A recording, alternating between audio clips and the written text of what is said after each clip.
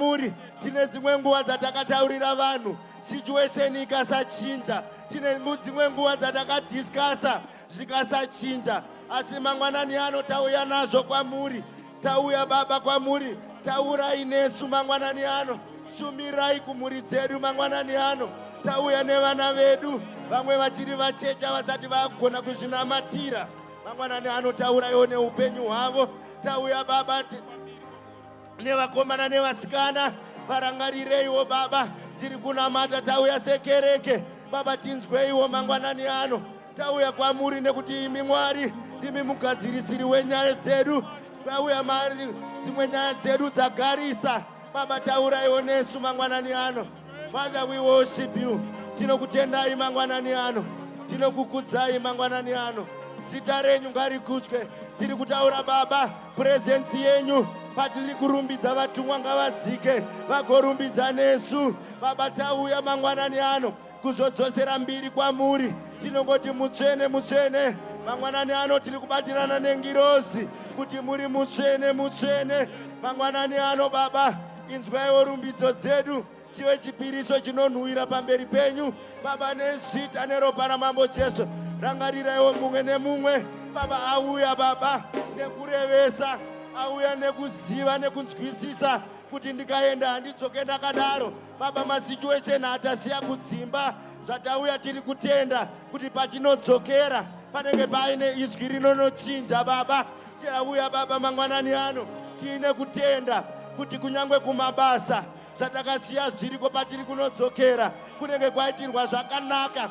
Vamwe vauya Baba vakatsamwa ngaticha tinoziva kana tobva pamberi penyu Baba, mwoyo yedu inenge yanyevenuka. Tauya Baba, vamwe vakaremerwa asi tatinoziva makatiunzai joko renyu rinorema ndikupei rangu rakareruka. Ndizvo saka tauya Baba kuti tizopiwa joko rakareruka. Tauya mangwanani ano Baba, tinzweiwo nekufara mangwanani ano. Tauraiwo kuupenyu hwedu tisadzokere takadaro. Rimboitawo zuva Baba re-eternal around kuupenyu hwedu. Rimboitawo service Baba yekuchinjwa kwepfungwa dzedu, yekuchinjwa kwemaonero edu Baba, nezita neropa raMambo Jesu. Father, we thank you. Mangwanani ano tinokupai mbiri. We rejoice Baba nekuti tauya pamberi penyu pari kuzonakira nyaya dzedu muzita nemuropa raMambo Jesu. Amen. Tinongoti tidzokere futi pamberi paMwari tigonamata. Love one another. Hanzi murayiro mukuru. Love one another. A new commandment that I'm giving you. Love one another. Kereke tinongoti tingonamata. You just have to be intentional pane zvimwe zvinhu muupenyu. I was looking at it kuti zvitadzo zvese zviri centered pakushaya kwerudo. The moment yaunofunga kuitira mumwe munhu chakaipa, parileka rudo. The moment yaunofunga kutaura munhu zvakaipa, wachikora murayiro wokumuda. Haungambofunga kurwadzisa munhu waunoda.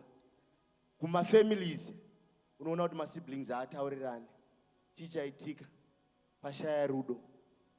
Ukaverenga futi kuna Matthew, zvinonzi mutemo mukuru ndeupi? Love your God nemwoyo wako wese, nepfungwa dzako dzese, nekugona kwako kwose. Wobva ipapo zvonzi uchiteerwa nemurayiro wokuti ida wekwako sekuzvida kwaunozviita.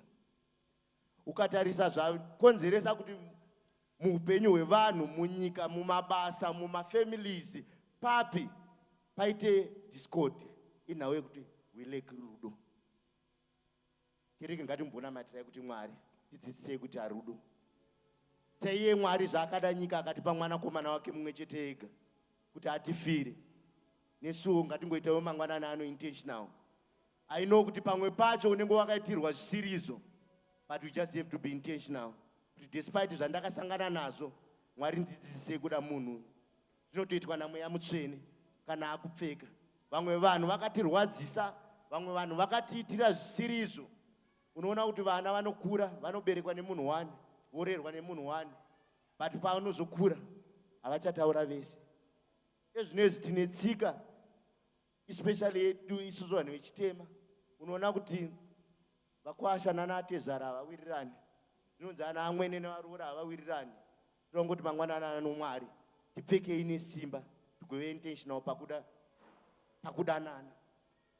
Tikamira tiri hondo huru tichidanana, Mwari anotiropafadza as families, as a church, as communities. Ngatingonamatai kuti Mwari tidzidzisei kuita rudo. Sezvo makataura, it's a commandment. Commandment haizobvunzurudzwa, haina imwe option, just to do this.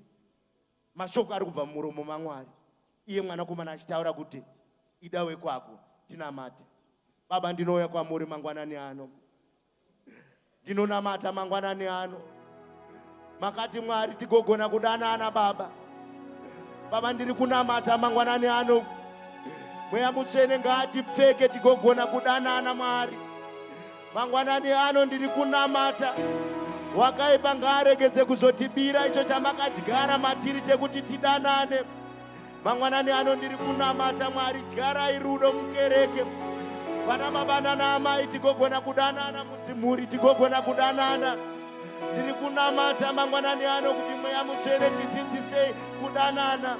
Baba, dzidzisai pfungwa dzedu kugona kuda vakatikomberedza. Tigogona kuda the next person ari pandiri.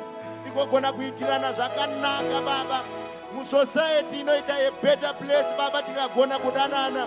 Ndiri kunamatira kuti kereke inoita a better place tikagona kuteedzera zvamakatiudza kuti tidanane. Mangwanani ano ndiri kunamatira rudo mukereke.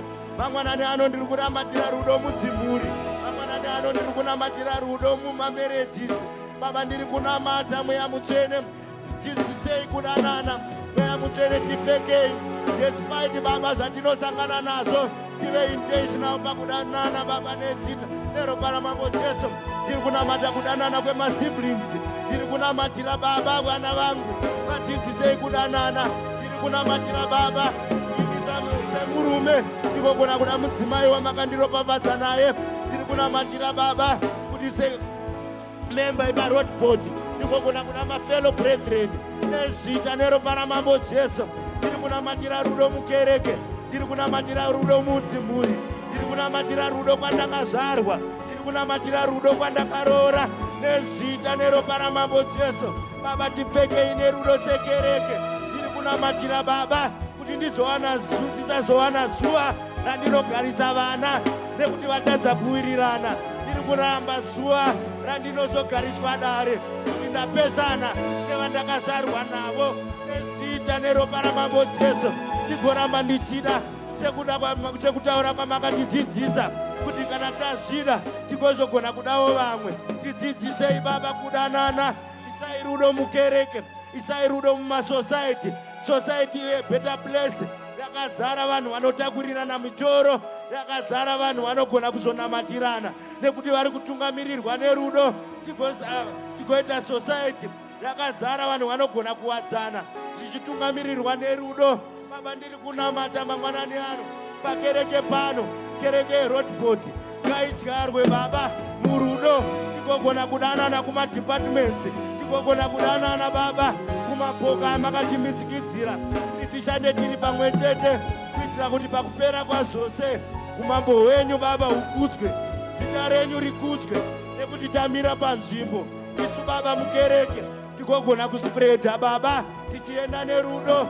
Tigogona Baba kutakura rudo tichienda narwo kunyika, kuti vari kunyika vagodzidza kubva kwatiri kuti ava vakatengwa neropa rinokosha nekuti vane rudo pakati pavo, vanodanana, vanodya pamwe chete.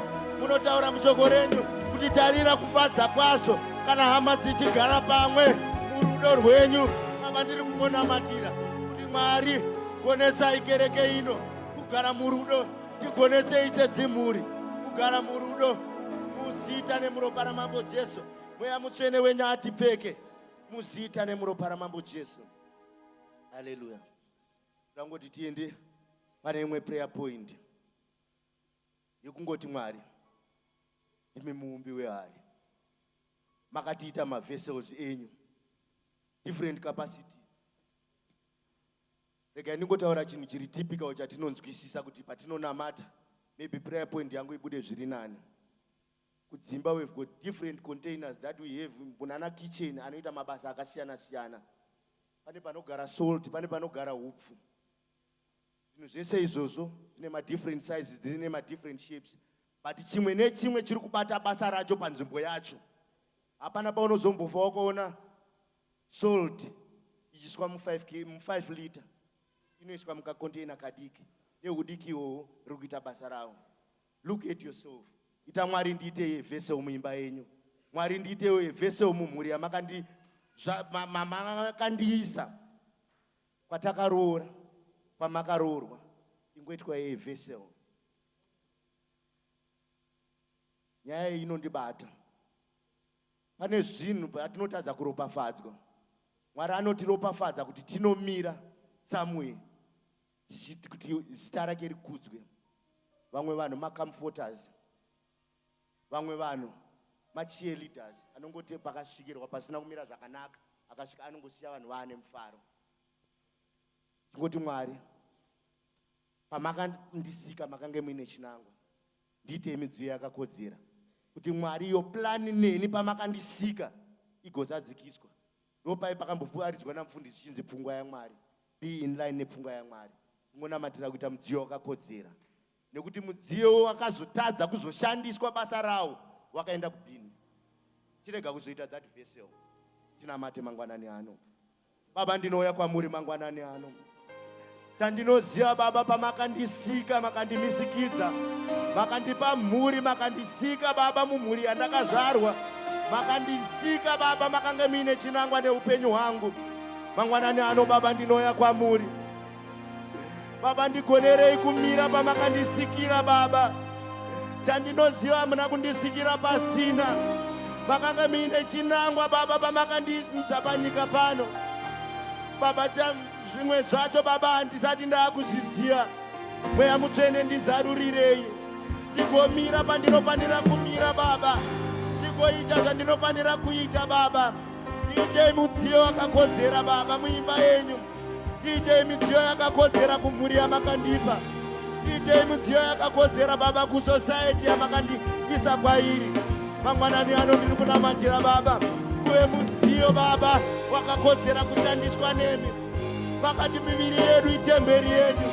Baba, ndiitei mudziyo chaiwo Baba. Ndiitei temberi yenyu.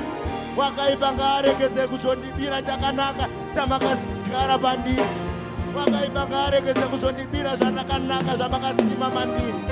Mweya Mutsvene, pandinofanira kumira ngandizviite nekurevesa. Pandinofanira kumira nemafinances ngandizviite nekurevesa. Pandinofanira kumira nenguva ngandizviite ndichirevesa. Pandinofanira kumira nemaideas ngandizviite nekurevesa. Baba, kwandakaroora ngandive mudziyo wakakodzera. Baba, pavana vanhu vakandipa ngandiite mudziyo wakakodzera. Ndiitei Baba munhu anotake up responsibility. Ndiitei munhu ane responsibility. Ndisangorarama Baba upenyu urisina meaning, uri meaningless. Asi ndirarame according to your will. Baba, pakupera kwazvose pamazuva Baba ndichazodzokera ndinge ndaita zvamakandiunzira pano panyika. Baba, ndiri kunamatira kereke. Baba, tiitei mudziyo wakakodzera kusociety. Sekereke tiitei mudziyo wakakodzera munharaunda ino yeRoadport. Baba, mumwe nemumwe ari pano kumhuri dzedu vana vedu. Baba, ndiri kunamatira kuitwa midziyo yakakodzera. Vamwe havasati vakuziva paunofanira kumira. Mweya Mutsvene, makati ndimi mudzidzisi wedu. Tidzidzisei patinofanira kumira. Mweya Mutsvene, makati ndimi mudzidzisi. Tizarurirei. Open up our eyes. Zarurai nzeve dzedu. Zarurai moyo yedu. Zarurai Baba pfungwa dzedu. Timire nekurevesa apo pamakati tinofanira kumira. Timire neunderstanding. Timire neunderstanding. Timire nekurevesa. Isai commitment matiri. Isai commitment maitiri. Isai mweya wekuzvininipisa matiri kuti tigokwanisa kufulfilla your will. Isai Baba commitment matiri. Baba, isai consistency matiri. Kuti Baba tisangodzitira zuva 1 asi tirambe tichiziita pane zvatakugona. Mweya Mutsvene, tirambe tichizigona zvatisati taakugona. Imi Mwari, tigonesei zvatisati taakuziva. Imi Mwari, tidzivisei nekuti ndimi mudzidzisi wedu. Ndinokutendai ndokudzai Baba muzita nemuropa raMambo Jesu.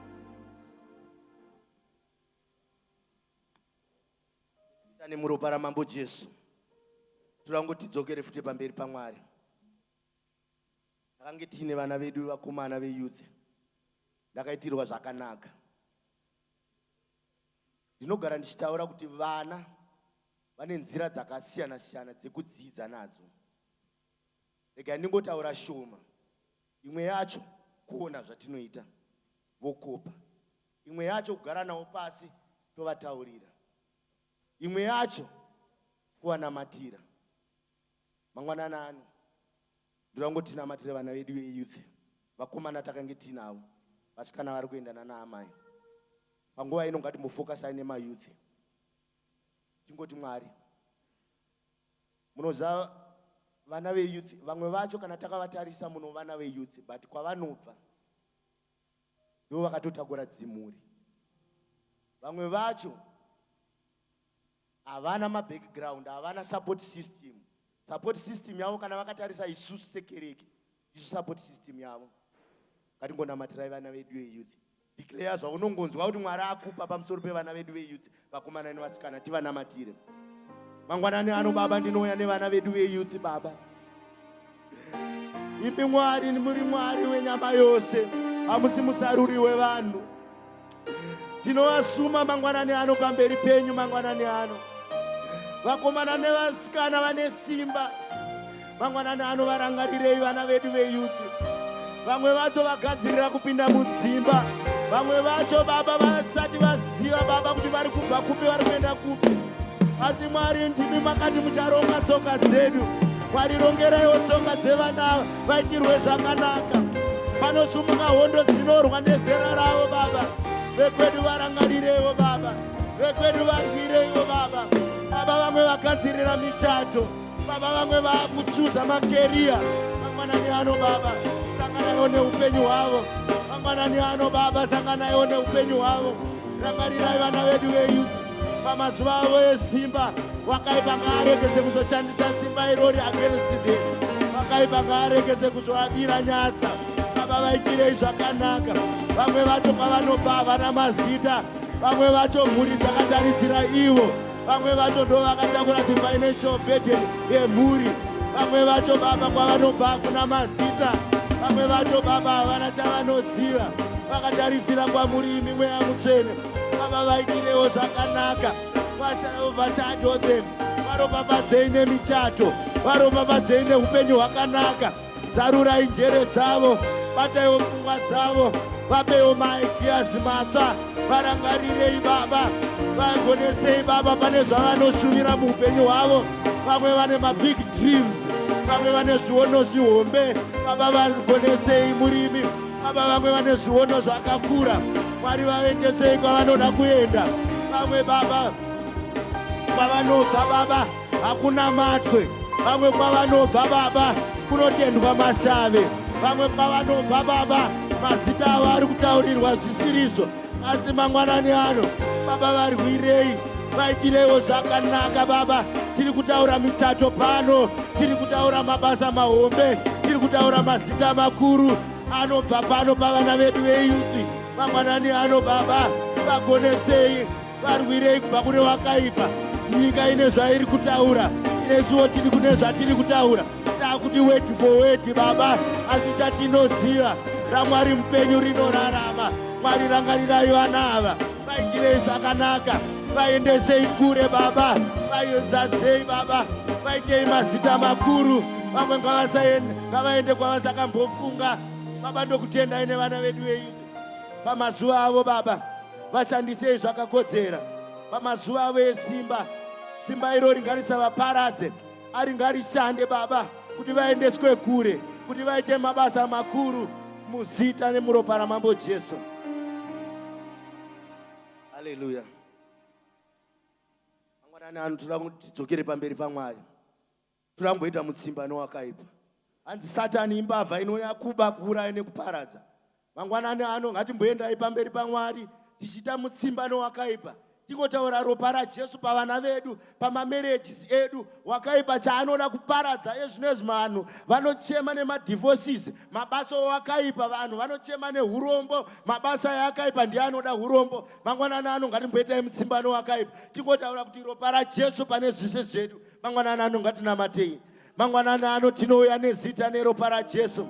Tinouya against forms of weapon yakagadzirwa pamusoro peupenyu hwangu, pamusoro pevana vangu, pamusoro pebasa rakanaka rakaiswa naJesu pandiri. Mangwanani ano ndinoramba mazwi anopesana neupenyu hwangu. Mangwanani ano ndinoramba nemazwi anopesana nevana vangu. Ndiri kuramba nezvakarongwa newakaipa pamusoro pefuture yangu. Mangwanani ano ndiri kuramba nemarriage yangu. Mangwanani ano wakaipa hana simba pamusoro pevana vangu. Wakaipa hana simba pane zvandinoronga pamaplans angu. Nezita neropa raMambo Jesu. Mangwanani ano ndinoramba nemhuri yangu, ndinoramba nemarriage yangu, ndiri kuramba neutano hwangu. Ndiri kuti wakaipa ngaanyadziswe pamusoro pezvakaronga pamusoro pemhuri yangu. Wakaipa ngaanyadziswe. Ndiri kutaura ropa raJesu pandinorara. Ndiri kutaura ropa raJesu pandinoswera, motikari yandinofamba nayo, munzira yandinoshandisa kuenda kubasa nekudzoka, pamusoro pekereke. Wakaipa hana simba. Ndiri kuramba runyoro runopesana neni nezita neropa raMambo Jesu. Ndiri kutaura ropa raJesu. Mwari rangarirai upenyu hwedu. Mwari tigonesei. Mwari tirwirei pakati mushoko renyu kurwa hakusi kwedu. Mwari tirwirei. Tinotaura ropa raJesu. Ndiri kutaura ropa raJesu. Mangwanani ano mumhuri yangu ndinotaura ropa raJesu. Kumasiblings angu ndinotaura ropa raJesu. Kumudzimai wangu ndinotaura ropa raJesu. Ndiri kuramba neramangwana rangu. Ndiri kuramba nerufaro rwangu. Satani wakanyadziswa. Mangwanani ano ndiri kudeclare hauna simba pamusoro peupenyu hwangu. Hauna simba pamusoro pekutenda kwangu.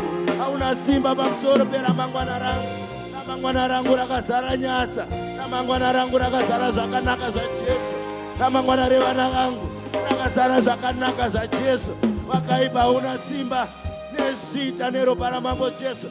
Baba, tikavhei kwatinoswera kumabasa. Tikavhei vana pavanoenda kuzvikoro. Vakavhei neropa renyu nezita neropa raMambo Jesu.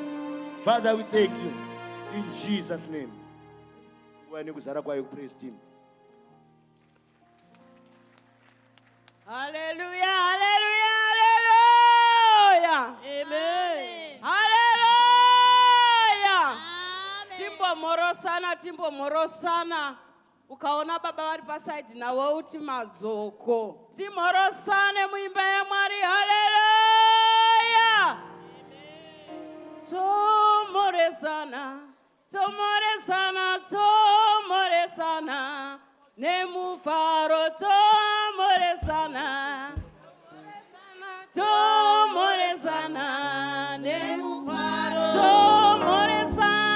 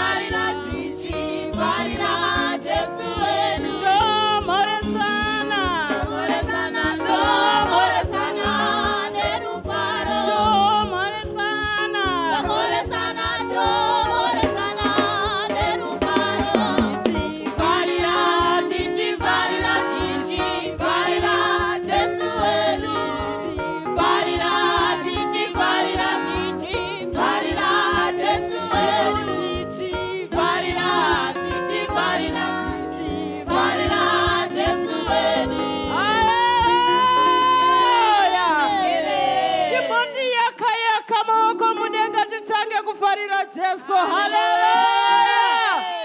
Praise Him. Let's go. Hallelujah. Zokwira makomo nomudana Mwari wangu.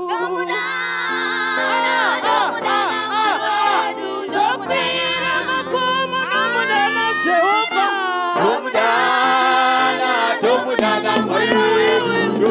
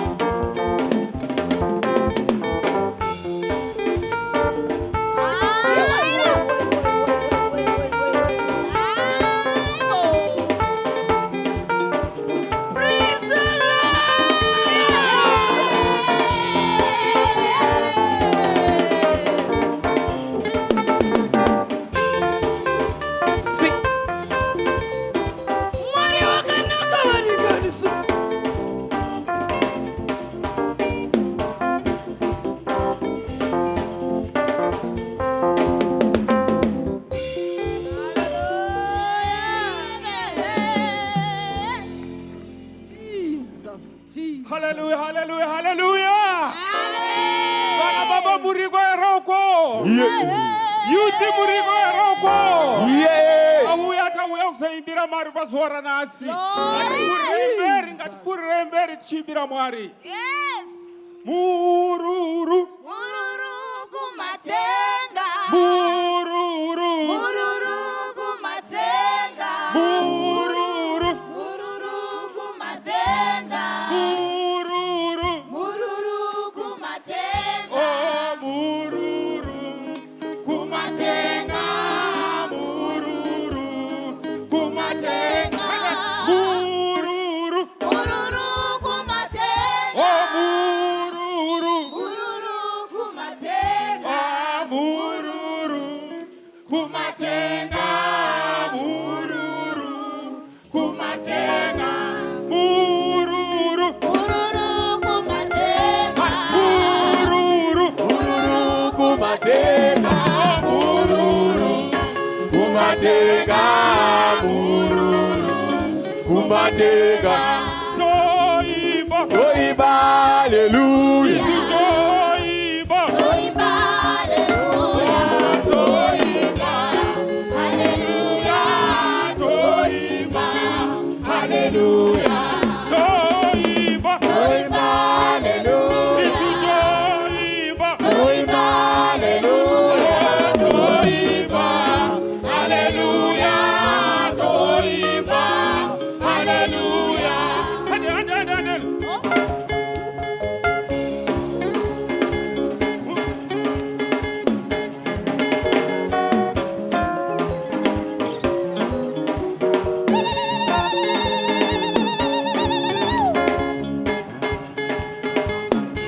Tofara. Hallelujah. Tofara. Tofara, tasangana. Oh, Tofara, tasangana. Tofara, tasangana. Tofara. Tofara, tasangana. Isu tofara. Tofara, tasangana. Oh, Tofara, tasangana. Tofara, tasangana. tofara. Tofara, tasangana. Isu tofara. Tofara, tasangana. Tofara, tasangana. Tofara, tasangana.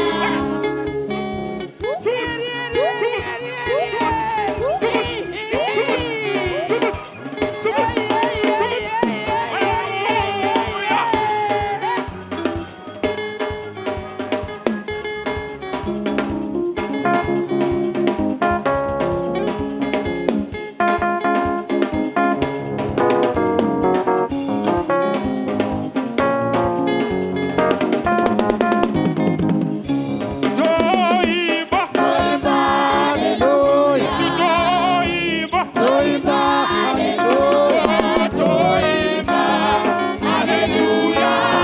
Toiba, hallelujah. Toiba. Toiba, hallelujah. Toiba. Toiba, hallelujah. Toiba. Hallelujah. Toiba. Hallelujah. Toiba. Toiba, hallelujah. Toiba. Toiba, hallelujah. Oh, Toiba. Hallelujah.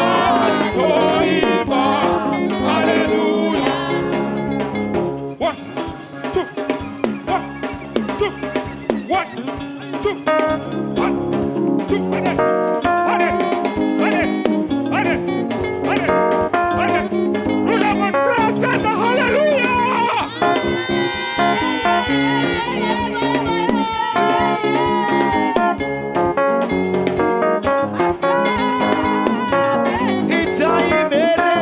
Itaimeremeretiti. Ururu kumatenga, ururu kumatenga, ururu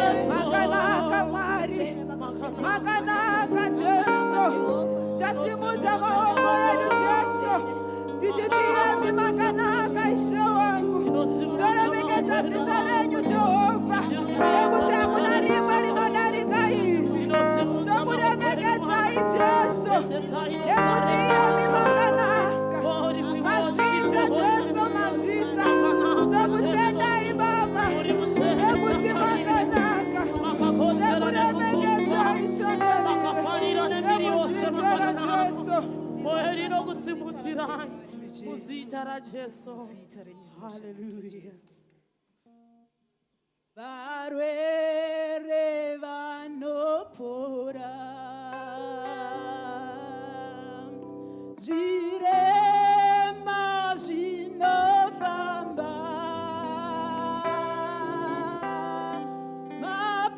mapofu anoona zita renyu ngarikudzwe. Barwere vanopora Jesu. Zvirema zvinofamba mapofu anoona zita renyu ngarikudzwe. Baba zita renyu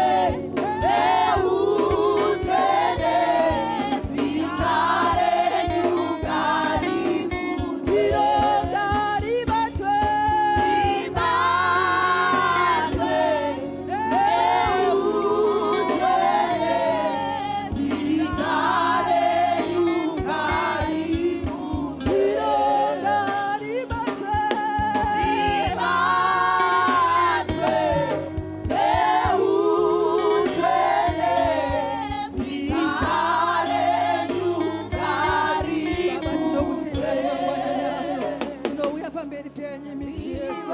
Tinoti zita renyu ngarifute Baba. Zita renyu ngaribatwe neutwele Baba. Zita renyu Mwari waJehova tinoti Mwari waJehova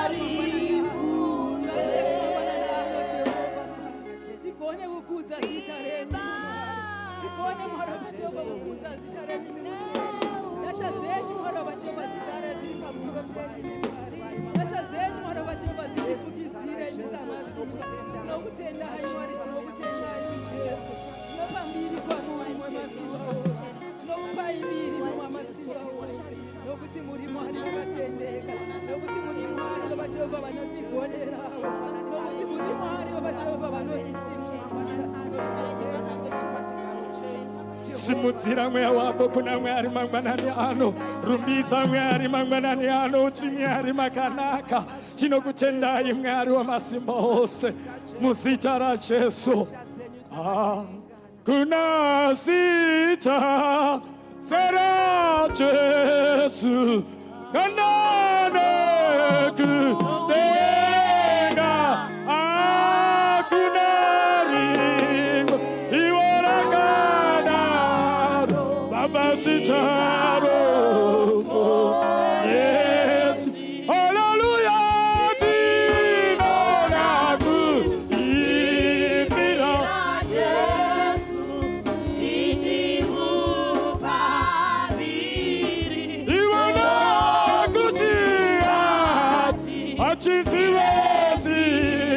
Baba, inokuda, hallelujah, tinonaku, ibira, Baba, iwana, achisiresi, inokuda, hallelujah.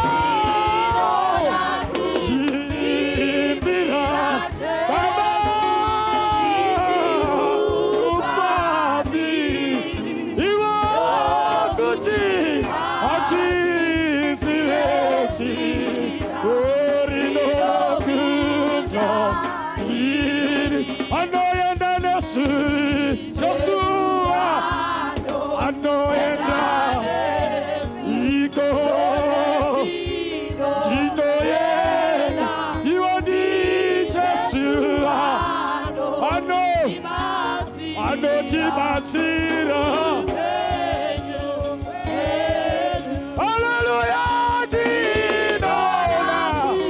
Ibira Jesu, tichimupandiri, dokutiati, achisiresi, Tino, inokuda, Baba Dudi.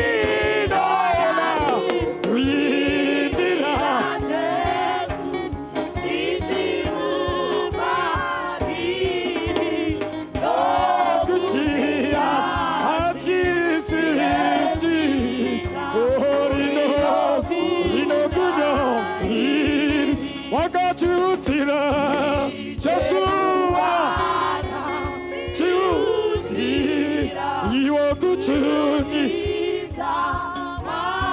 Iwane Ekusaruta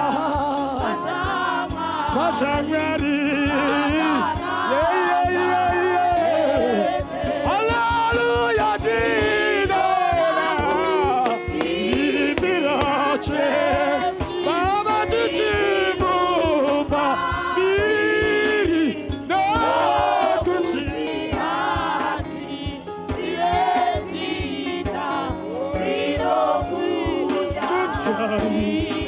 Hallelujah, Tinona.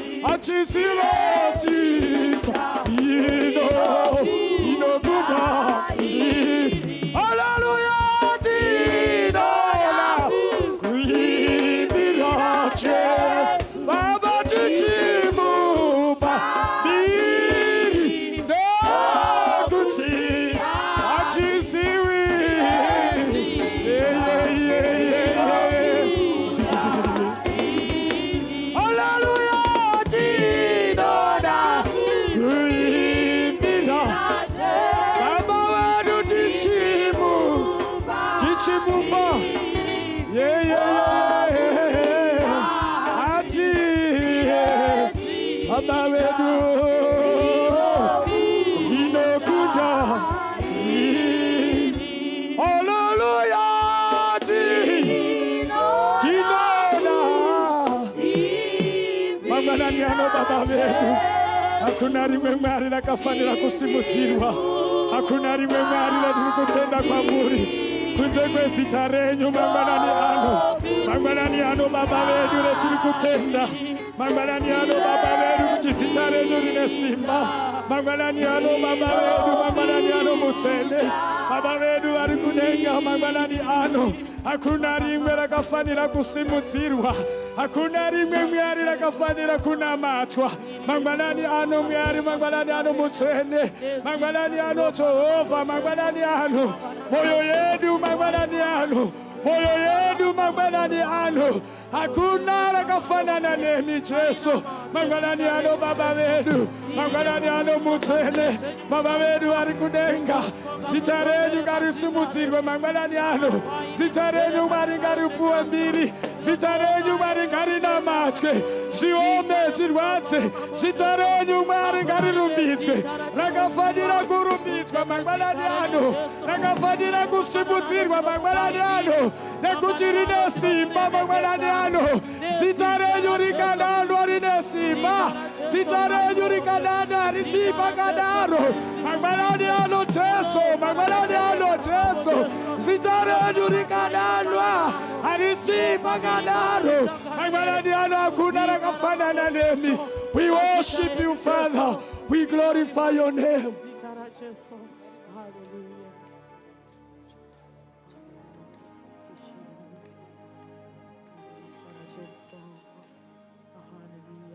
Chumbira iwea Uchene de moto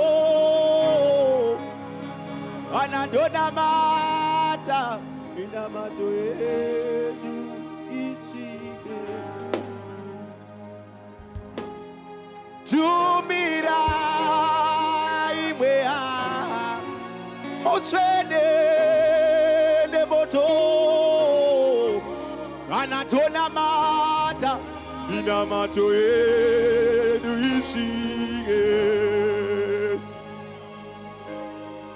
Tumira iwea Neboto Anatona mata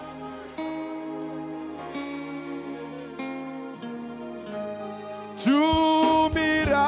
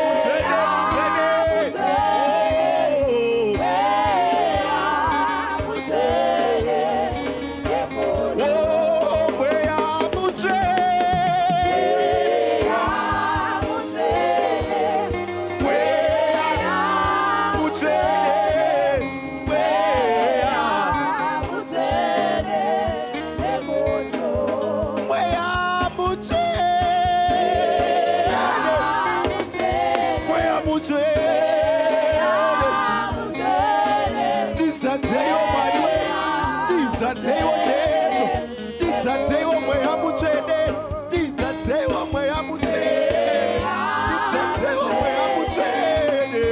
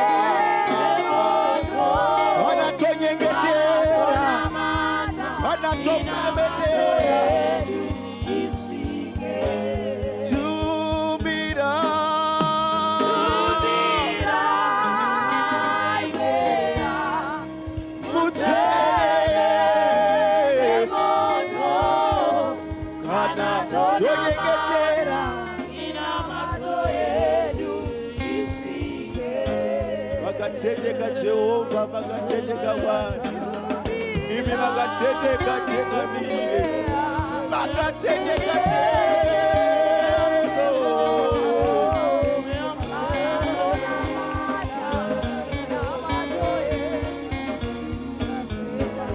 Spiritual Baba, spiritual Yoga.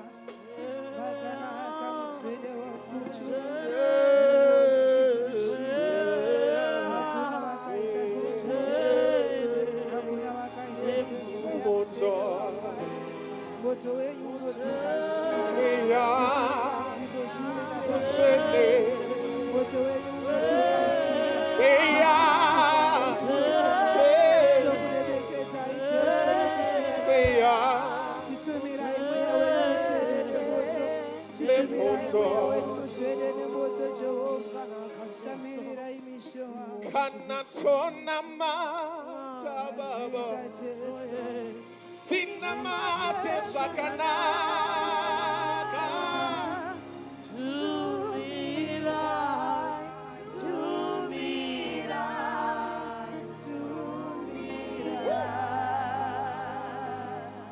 Isu kanatona mata baba, tina mate sakanaka.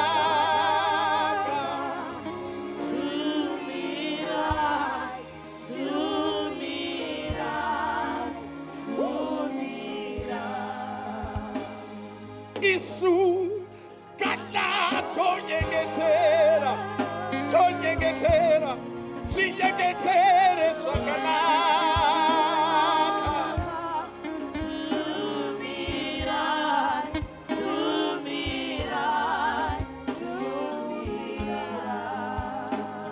Oh, kana tona matawa, tina mate zakanaka, zakanaka, zakanaka.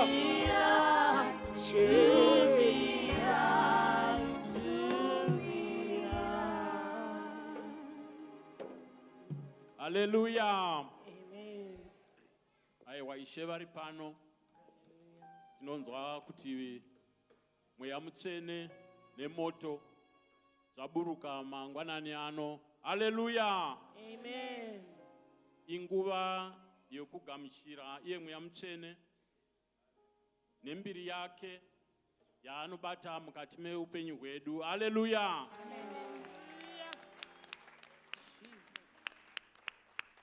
Ini kana ndichirangarira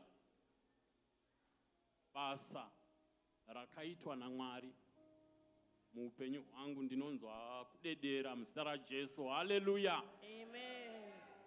Neumwe noumwe ari pano ndinotenda kuti pane nguva zhinji yaanoitirwa zvakanaka naiye mweya mutsvene. Saka inguva ino yatinoda kuti tose tiite mheremhere tichitenda kuti ndiye Mwari samasimba, ndiye akakodzera kugamuchirwa muupenyu hwedu.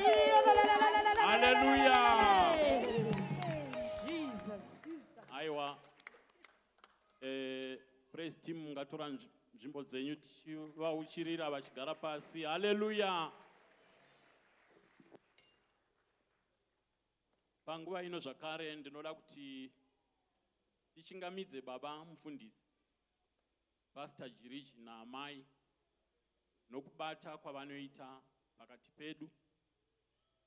Zvimwe zvacho hazvitauriki kuti zvinhu zvingaitwa nomunhu ari ega here kana kuti zvinoitwa nomunhu anenge akatumwa. Muzita raJesu, haleluya! Baba, inzwai kugamuchirwa naamai nemhuri yenyu, tinokugamuchirai. Amen. Tingatora hedu nzvimbo dzedu.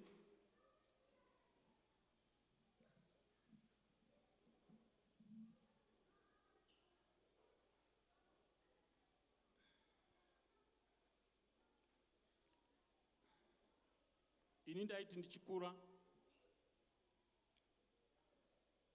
tanga tisina mushandi pamba, saka svondo, zuva resvondo waitoziva kuti kunyangwe vamwe vachiinda kusvondo iwe unogona kungotonzi nhasi ndione jana zarura mombe uinde kundofudza mombe. Saka asiko zvino ndinonzwa kuti Mwari vakandiitira zvakanaka kuti musi wesvondo, zuva reSabata, zuva rakaita sanhasi, izuva randisinganzwi kuti ndingaita zvimwe zvinhu kunze kwokuti ndinge ndiri mumba mavo. Muzita raJesu, haleluya! Saka zvaizoitika ndezvokuti kumafuro ikoko kwataenda ndiko kwanga kune chechi. Saka waitozomeka shuwa kuti unodziswededza pedo. Chawaingozokwanisa kunzwa kuimba. Asi kana vozotaura vanga vasina mamaikrofoni, vaitaura muromo vari mukati makavharika, saka shoko hauzorinzwi, asi kuimba waigona kukunzwa. Saka dai vana vedu vakasvikawo pachidanho ichocho chokuziva kuti Mwari wakanaka, Mwari unobatsira, ndiye akakodzera kuti arumbidzwe nguva dzose. Amen. Saka ndoda kuti ndisingapedzi nguva tisvike pakugamuchirana tose tose, ndichitanga nebhodhi repano pakereke rinotungamirirwa nababa Jirich. Church board, inzwai kugamuchirwa pamakagara ipapo. Muzita raJesu, haleluya! Ndozodazve kuti ndigamuchire vanaamai.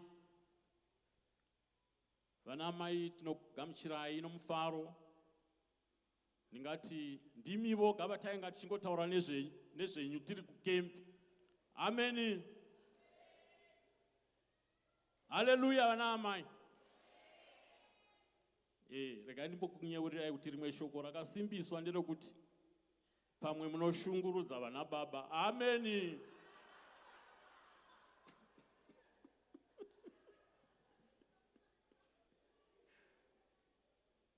Aiwa.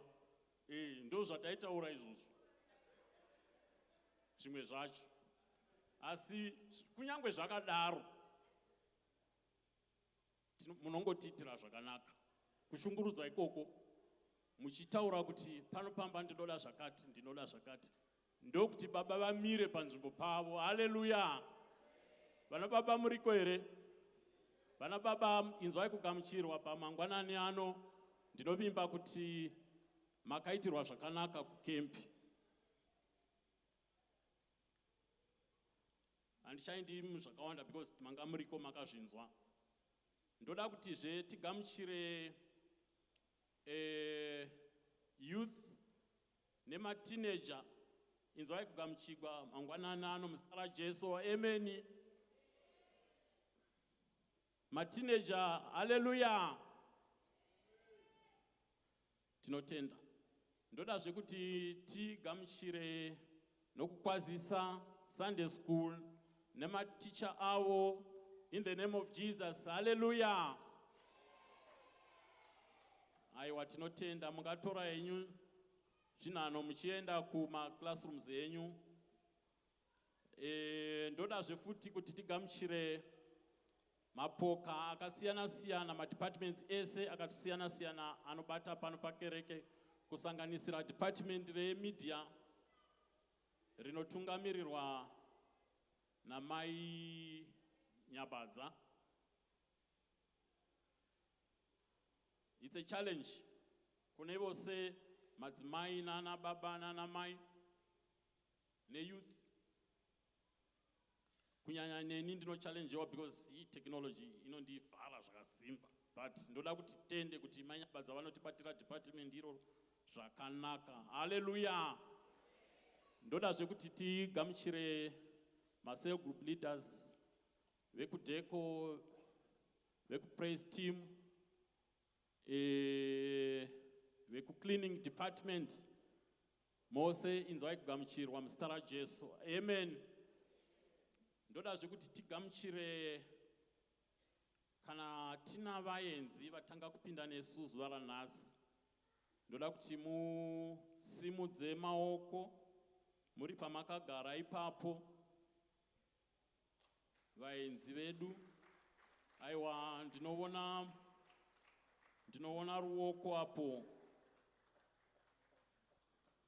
Achatibatsirei musvike pana vaenzi vedu, muvachingamidze vachiuya kuno kumberi. Jehovah, you are the most high. You are the most high God. Jehovah, you are the most high. You are the most high God. Jehovah, you are the most high. You are the most high God. Jehovah, you are the most high.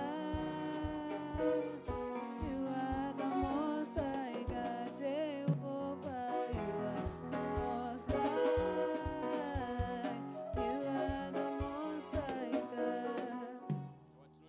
Tinotenda vaenzi vedu. Ngangotanga nichibvunza kuti do you all understand Shona? Okay. Tinotenda.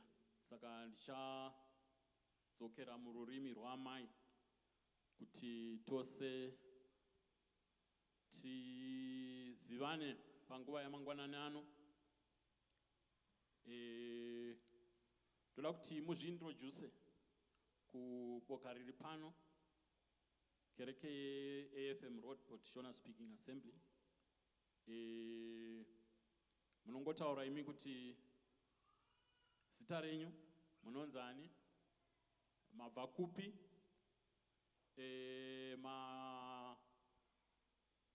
kokwanani, kana kuti manzwa nezvechechi ino nemutoo upi, uyezve mozotaura kuti muri amai here, kana kuti muri musikana, kana kuti muri mukomana, kana kuti muri baba.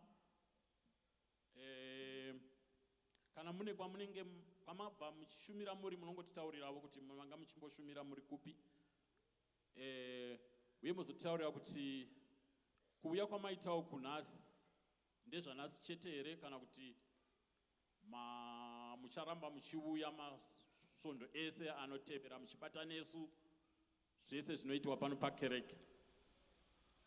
Saka ndoda kuti muchidimbu mungozvizivisawo kukereke mangwanani ano. Muzita raJesu. Amen. Amen. Ini ndinoitwawo mai Muchemwa nemurandarume wangu nemhuri yangu. Tauya kuzobata nemi, tinobva kuJoburg. Ndofunga ndakambouya last time iyo, but zvakazoitika tikazomboenda kumusha, but tese tazouya semhuri kuzobata tese pamwe chete. Hallelujah. Hallelujah. Ini tinoitwawo baba Muchemwa, ndiyo mhuri yangu yamuri kuona apa iyi. Taimbobata tiri kwaMutare uko. Kudhara takazouya kuno. Saka tauya kuti tibate nemi pano. Ndatanga kusvika pano zuva ranhasi. Hallelujah. Amen church. Amen church. Kuna Jesu kunotapira. Usantaurire. Amen. Ndofara kunge ndiri mukati meinoimba. Handisi mutsva mu-AFN asi ndingori mutsva mubuilding inoyi. Kwandinobva vanonditi Tete Mangava. Ndinopinda AFM pasi pababa namaibuniko kuFrelahen. Ndiri ni chief asha weikokoko. Saka kuno kundashanyawo ndainvitwa kuno kukereke nemurora wanga anopindawo AFM ino yevanonzi maitapiwa. Saka ndangoshanya ndikati aiwa kana ndashanya kumba kwababa vangu nyango ndashanya handiregedze kuenda. Ndinoenda vonondiita muenzi asi kuna Mwari handisi muenzi. Amen church. Hallelujah. Hallelujah. Ndinoitwawo Sister Cynthia ndabva kuRoadcrans. Ndauya kuzobatawo nemi nhasi.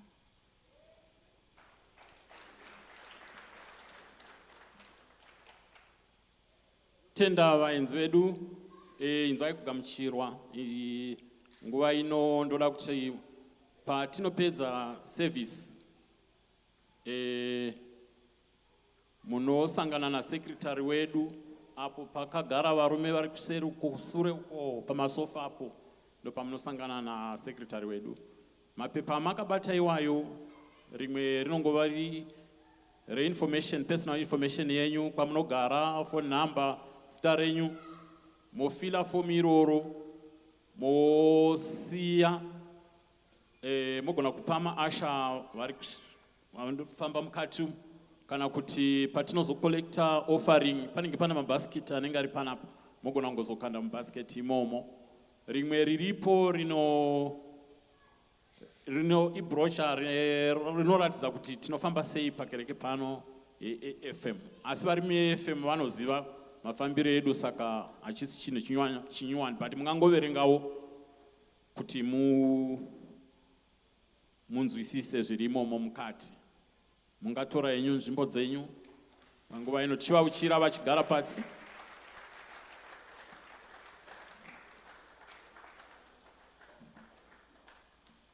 Ndoda futi kuti tigamuchire vamwe vari kutiona vari pamasaisai paFacebook. Ndofunga media yatitira basa kuti vatikonekte nevari kunze. Saka vari kunze vasiri mubuilding kuno muno, vari kudzimba, vari kunze kwenyika, inzwai kugamuchirwa panguva ino uye komborerwai neservice ino yanhasi. Haleluya. Ndoda kuti tisvike futi pane chimwe chidanho chema-items.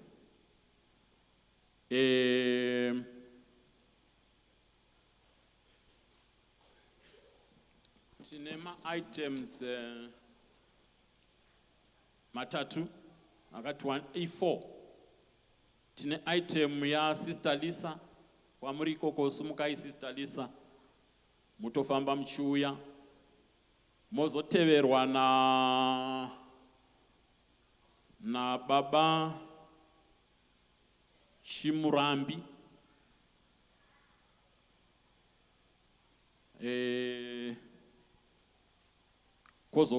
kozotevera vana baba vanga vari kugomo, ndo vanozotipedzisira.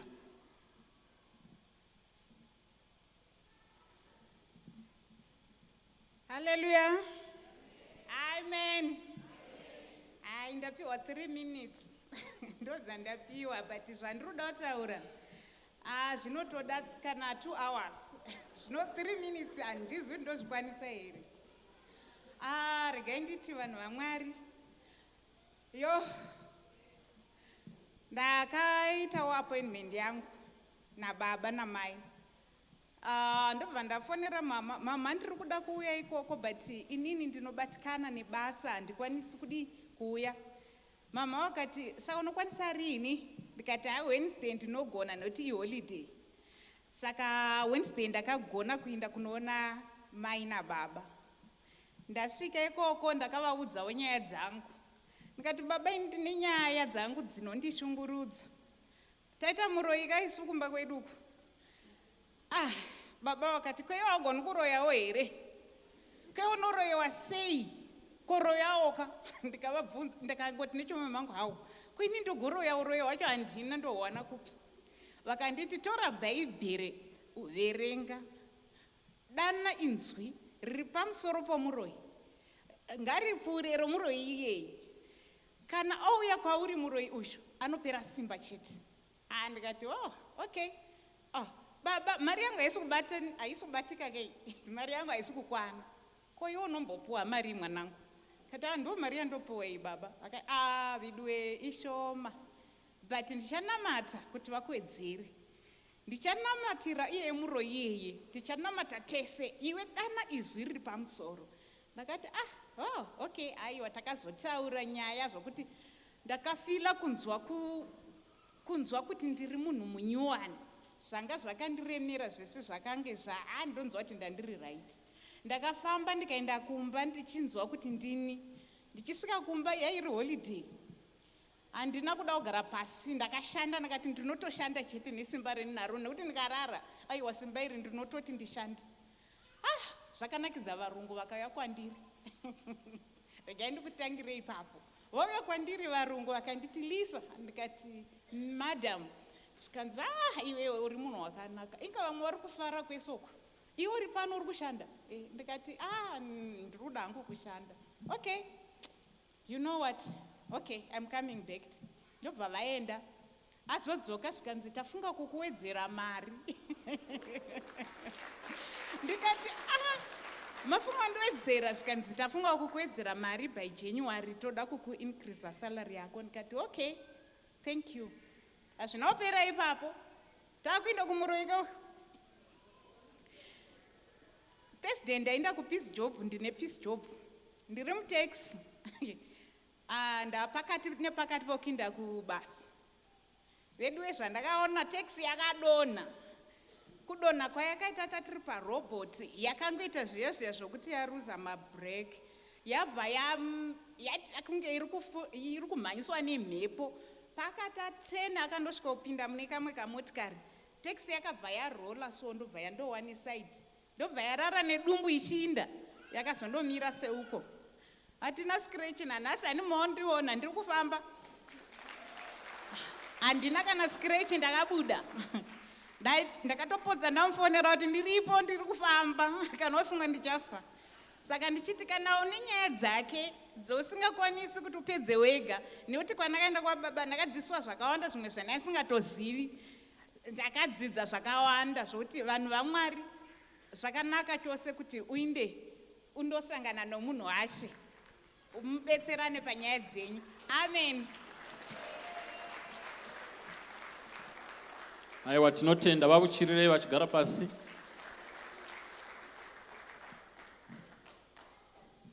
Hallelujah. Hallelujah. Ndangutaura hangu testimony yangu. Sendangutaura testimony. Ndoimba kasong kadiki diki. Hallelujah.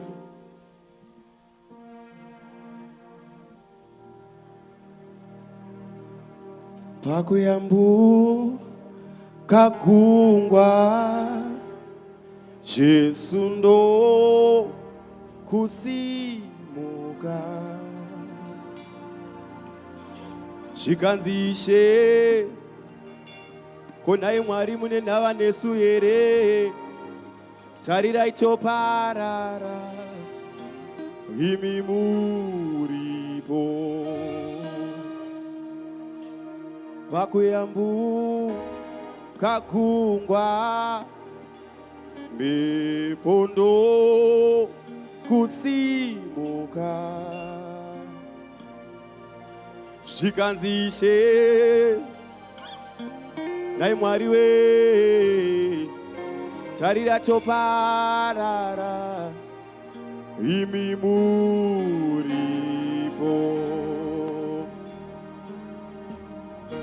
Zikama Terera Iwe mepo Meponda Dati terera ngaudzwe kana Ishe Jesu akasiura mepondo ndokuteerera zikama terera iwe meponda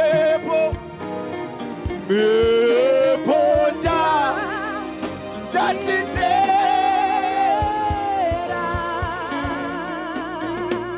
kana Ishe Jesu akasiura mepondo ndokuteerera. Haleluya. Ndoda kungotenda rudo rina mama nababa vemukati memba ino. Haleluya. Ndoremekedza zodzo riri pamusoro pavo. I remember there was a time pandikambopa testimony chero nezvekubasa. So what happened was munhu waMwari, before you declared 7 days fasting, kubasa kwanga kwakuitwa retrenchment, and I was afraid because mapepa angu angasinanyasokwana zvakanaka. So then now the process yatanga yaitika, and then Father, you declared for the fasting.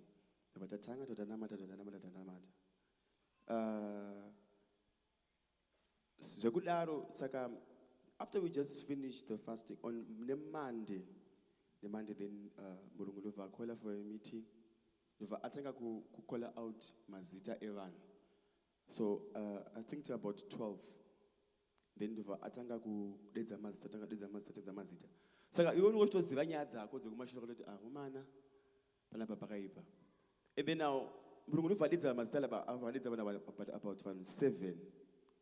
Ndova ndaona andimo vanhu vaivai. And then hama dzangu vanhu vakamiswa, vanhu vandikaona varipo, vanhu vane experience imwe inototyisa, but nekupfurikidza kwemunhu waMwari, nekupfurikidza kwemashoko emunhu waMwari, nekupfurikidza the prophetic yakataurwa nemunhu waMwari, ndakakwanisa kuve ndichibuda ipapo. And then on Tuesday, munhu waMwari, I received two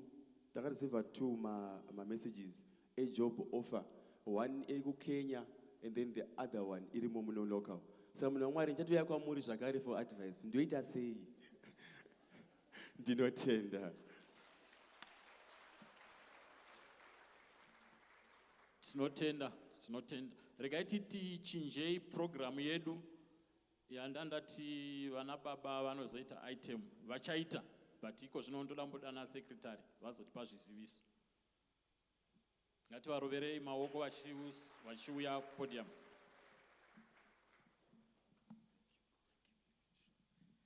Hallelujah. Maprofesa anogona kungochinja maprogram naye.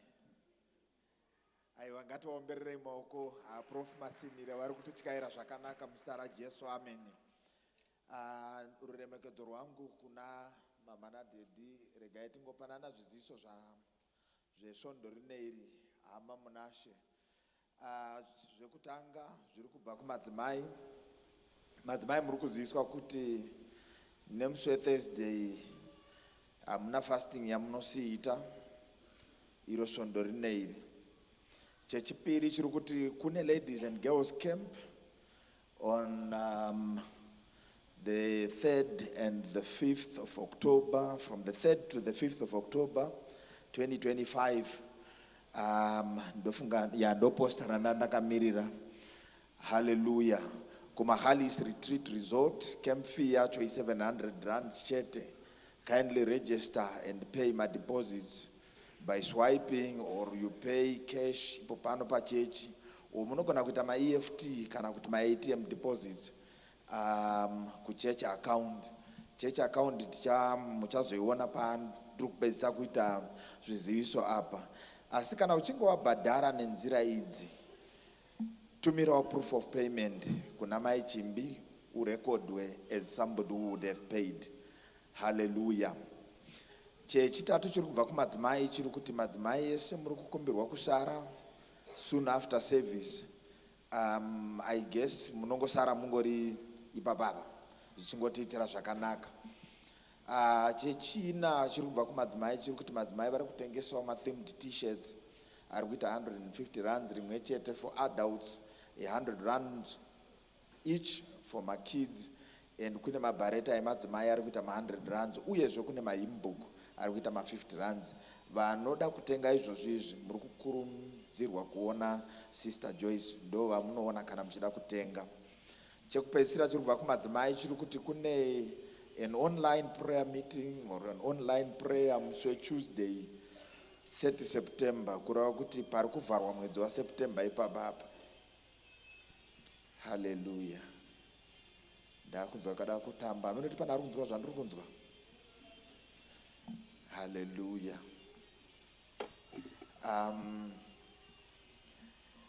Saka tine an online prayer meeting. Kune online prayer meeting madzimai musi weTuesday 30 September at 12 midnight. Hanzi inopera na 12:30 dzeusiku iwoyo. Zvinenge zvichiitirwa paWhatsApp group renyu imimi madzimai. Hanzi batiranai pamwe chete pachirongwa chakafanana naichochi. Chiregai ndipe zviziso zviri maringe nekereke. Regai ndingoti isusu sekereke, we are joining the ladies on Friday pakutsanya munhu wese as they fast for their camp. Saka tiri kujoinana nemadzimai vasiri kuenda kukempi, tiri kubreka hedu maskati. Ndakungoti hedu kureva kuti neniwo ndiripo pane vari kutaurwa vari kubreka neFriday. Haleluya. Zvemadzimai munozoziviswa kuti muri kuzobreka nguvai uye kupi. Ikoko kukempi ikoko handizozivi kuti nguvai, but regai ningoti tiri kutsanya tese tichibatirana nemadzimai. Our social welfare program iri kuenderera mberi. Hama munashe ngatibatirane nevari kushanda ku-social welfare program yedu. Mai Mukomba Choto, ndofunga mukatarisa ku-information desk ku-left kwangu uku pane desk ravakatoisa. Kana uchinge watenga zvaunenge watenga, kana uchinge uri kuda kudoneta, unoenda padesk ipapo unosiya zvaunenge watenga. Patiri kuita magrosari edu, whatever we buy, ngatingouya itosiya pai padesk ipapo. Saka hapana anoti ndakashaya pekuzoisa zvandakatenga, munhu anouya achiisa padesk apo. Nai ngatibatirane tikurudzire chirongwa ichi chakatinakira zvakanyanya. Haleluya. Ndafarira matestimony aitwa maviri apiwa pano. Ndofunga you can see basa riri kuitwa nevanhu vaMwari pano panzvimbo. Nai amen and amen. Nekuda kwezviri kuitwa nevanhu vaMwari panzvimbo, it is worthwhile kuti tiva appreciate. Amen. Tine tsamba yatakagamuchira kubva kuregion. Vana baba ndakavaverengera, but ndofunga ndikawana mukana svondo runouya pane vatichati vachazenge vari kumira pano. But tinokurudzirwa sekereke from the region, not from the region, from the national AFM of South Africa. Isusu sevana vari kufudziwa nemufudzi tinokurudzirwa kuti tiappreciate munhu waMwari. Haleluya. Each and every year. Kunationary vanoisa havo mwedzi waOctober, but isusu yedu pano takatara mwedzi waDecember. Kureva kuti musi wa7 December iwe neni tine basa pano. Nai handisi kuda kuti vamashava vauye vaimbe kuti iwewe neni tine basa, but iwewe neni tine basa pano musi wa7 December. Kureva kuti maseo group ega ega, mapoka nemapoka anomiririra vanotungamirira magroups aya akafanana nepraise team, vanotungamirira ushering, vanotungamirira catering, vanotungamirira kumedia, kusunday school, kwese ikoko ngatigadzirirei. Maseo group leaders, gadzirirai chiitiko ichi chakatikoshera. Naika. Haleluya. Appreciation woye. Appreciation woye. Haleluya. Tinotenda Mwari, zvinotiitira zvakanaka. Inini zvinotiitira zvakanaka. tichazoti nyase kuzivisana pamberi apo kuti tichazenge tichifamba sei, but chokwadi ndechekuti musi wa7 chinenge chakachaya pano 9. Kereke tiri kuziviswa kuti we have got a midweek service every Thursday. Please make sure you join and you need to be ministered to. Hallelujah. Ndakangoudzwawo newe kumedia team kuti we had challenges this week, but kune vari kuenda kumakembi you would understand kuti kwatanga tiri network is actually always a problem. Saka tine urombo, but hapana chakambomira. We are still continuing. We will have my midweek service iwayo zvingotiitira zvakanaka. Munhu wese unongokurudzirwawo kuti paunenge uri, if you come in contact with my social media platforms church, just do something there. Zvinotiitira zvakanaka. You follow us on Facebook, on Instagram, on YouTube, on TikTok. Actually, I really like my services can stream on YouTube. It's actually very excellent and it is actually very good. You need to come dromboita my opportunity kuenda kunze and tatsvaga kukereke kuenda ndawa yakuti ndinozwa kuti pano pane chinenge chichiitika. Hallelujah. Mfundisi vanenge varipo pano nemusi wechipiri this Tuesday. Vanoda kuvaona between 9 and 3 p.m. ngatiuyei vanenge varipo kuoffice. Vana baba takakurudzirwa kuti ngatiuyei tione mufundisi naye. Takanzi tiri one of those vasiri kuuya vasiri kunyanya kuona mufundisi. Ngatiuyei tione mufundisi panguva yavakatara iyoyi. Kana uine ma-constraints time, you need to make a booking wozouya nguva iyoyo yaunenge wakabhuka. However, tinongoyeuchidzwa zvakare kuti vanhu vaMwari they are always available at any other time. Chaunongofanira kungoita chete ndechekuita booking kuti zvitiitire zvakanaka. 9. Each and every one of us, umwe neumwe wedu tinokurudzirwa kukoka shamwari, kungokoka wa someone, just bring someone to church, zvinotiitira zvakanaka. Amen. Vaenzi vese ndiri kukumbira kuzosangana nemi apo pakanzi pa-connecting lounge, zvigotiitira zvakanaka. Just a minute or 2 tinenge tatoitirwa zvakanaka. Mwedzi wadu wapera hama munashe. Let's work nemasoro group leaders edu panyaya yemission house. Hallelujah. Ndichatevererawo masero group leader zvingotiitira zvakanaka naye. Mungotiudzawo kuti kumamana kwenyu ikoko zviri kufamba sei.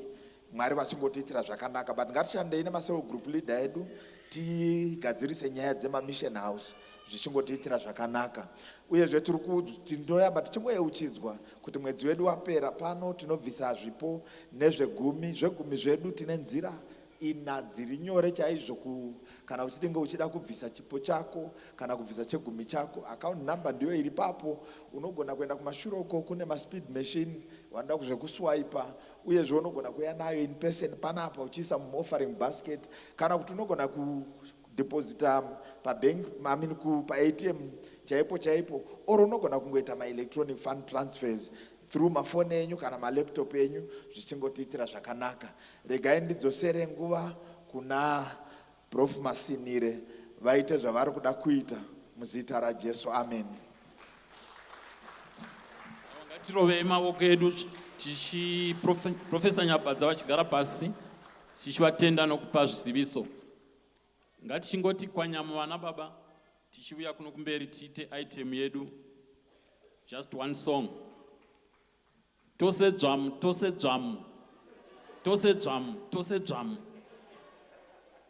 Vumiraika. Tose drum.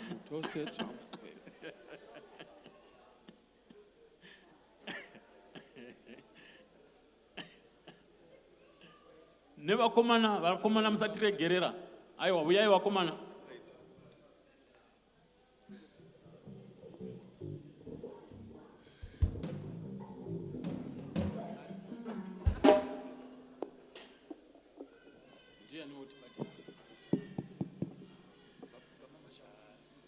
Hallelujah.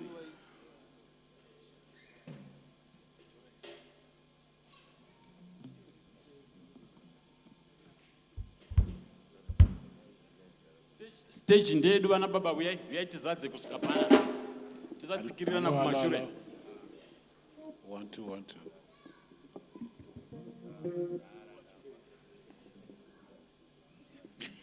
2. Hallelujah. Haleluya. Tingosumuka tingofarana na baba. Haleluya. Vangeri tinoriparidza chete. Vangeri tinoriparidza chete. Vangeri tinoriparidza chete. Vangeri tinoriparidza chete. Vangeri tinoriparidza chete. Vangeri tinoriparidza chete. Tose chamu nevangeri. Uyena baba uye maduze. Tose chamu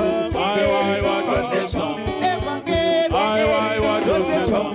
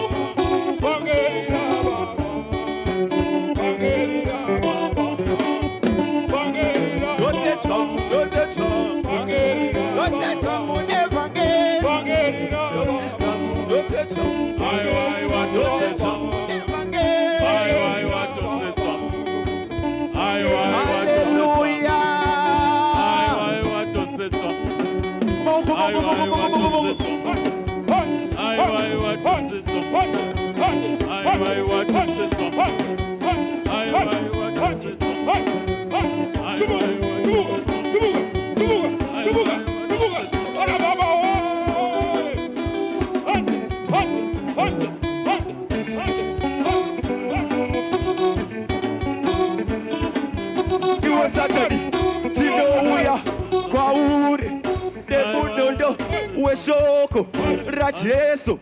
Hauna simba nana baba vakatengwa neropa raJesu. Iwe Satani hauna simba nana teti vakatengwa neropa raJesu. Tose chamu nevangeri. Tose chamu nevangeri.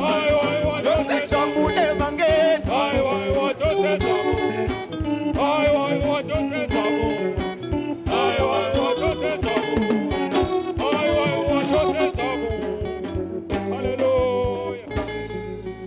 Haleluya.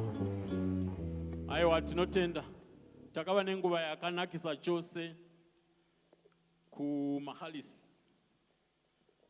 Ndiro boka ramunongoona irana baba vakazvipira kuenda kunoshumira vari ikoko.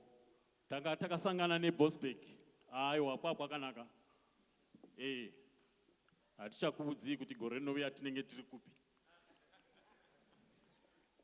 Ndoda kuti nguva ino admin vedu vatishitsirewo chipo chokutenda kuna baba kuti nhasi vandozorora naamai vari panzvimbo yanoshuvira vachidlavo nokubata kwavanotiita pakati pedu. Aiwa tingatora nzvimbo dzedu vana baba datenda.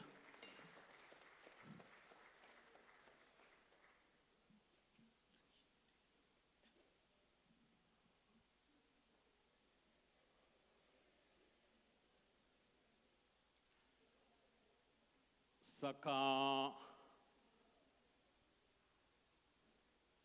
ndodawo kuti nditore mukana uno kutenda nokuchingamidza Mai Masinire. Haleluya. Vamwe vanozopa mamwe mazita okuti tsvara pasi, tsvara padenga.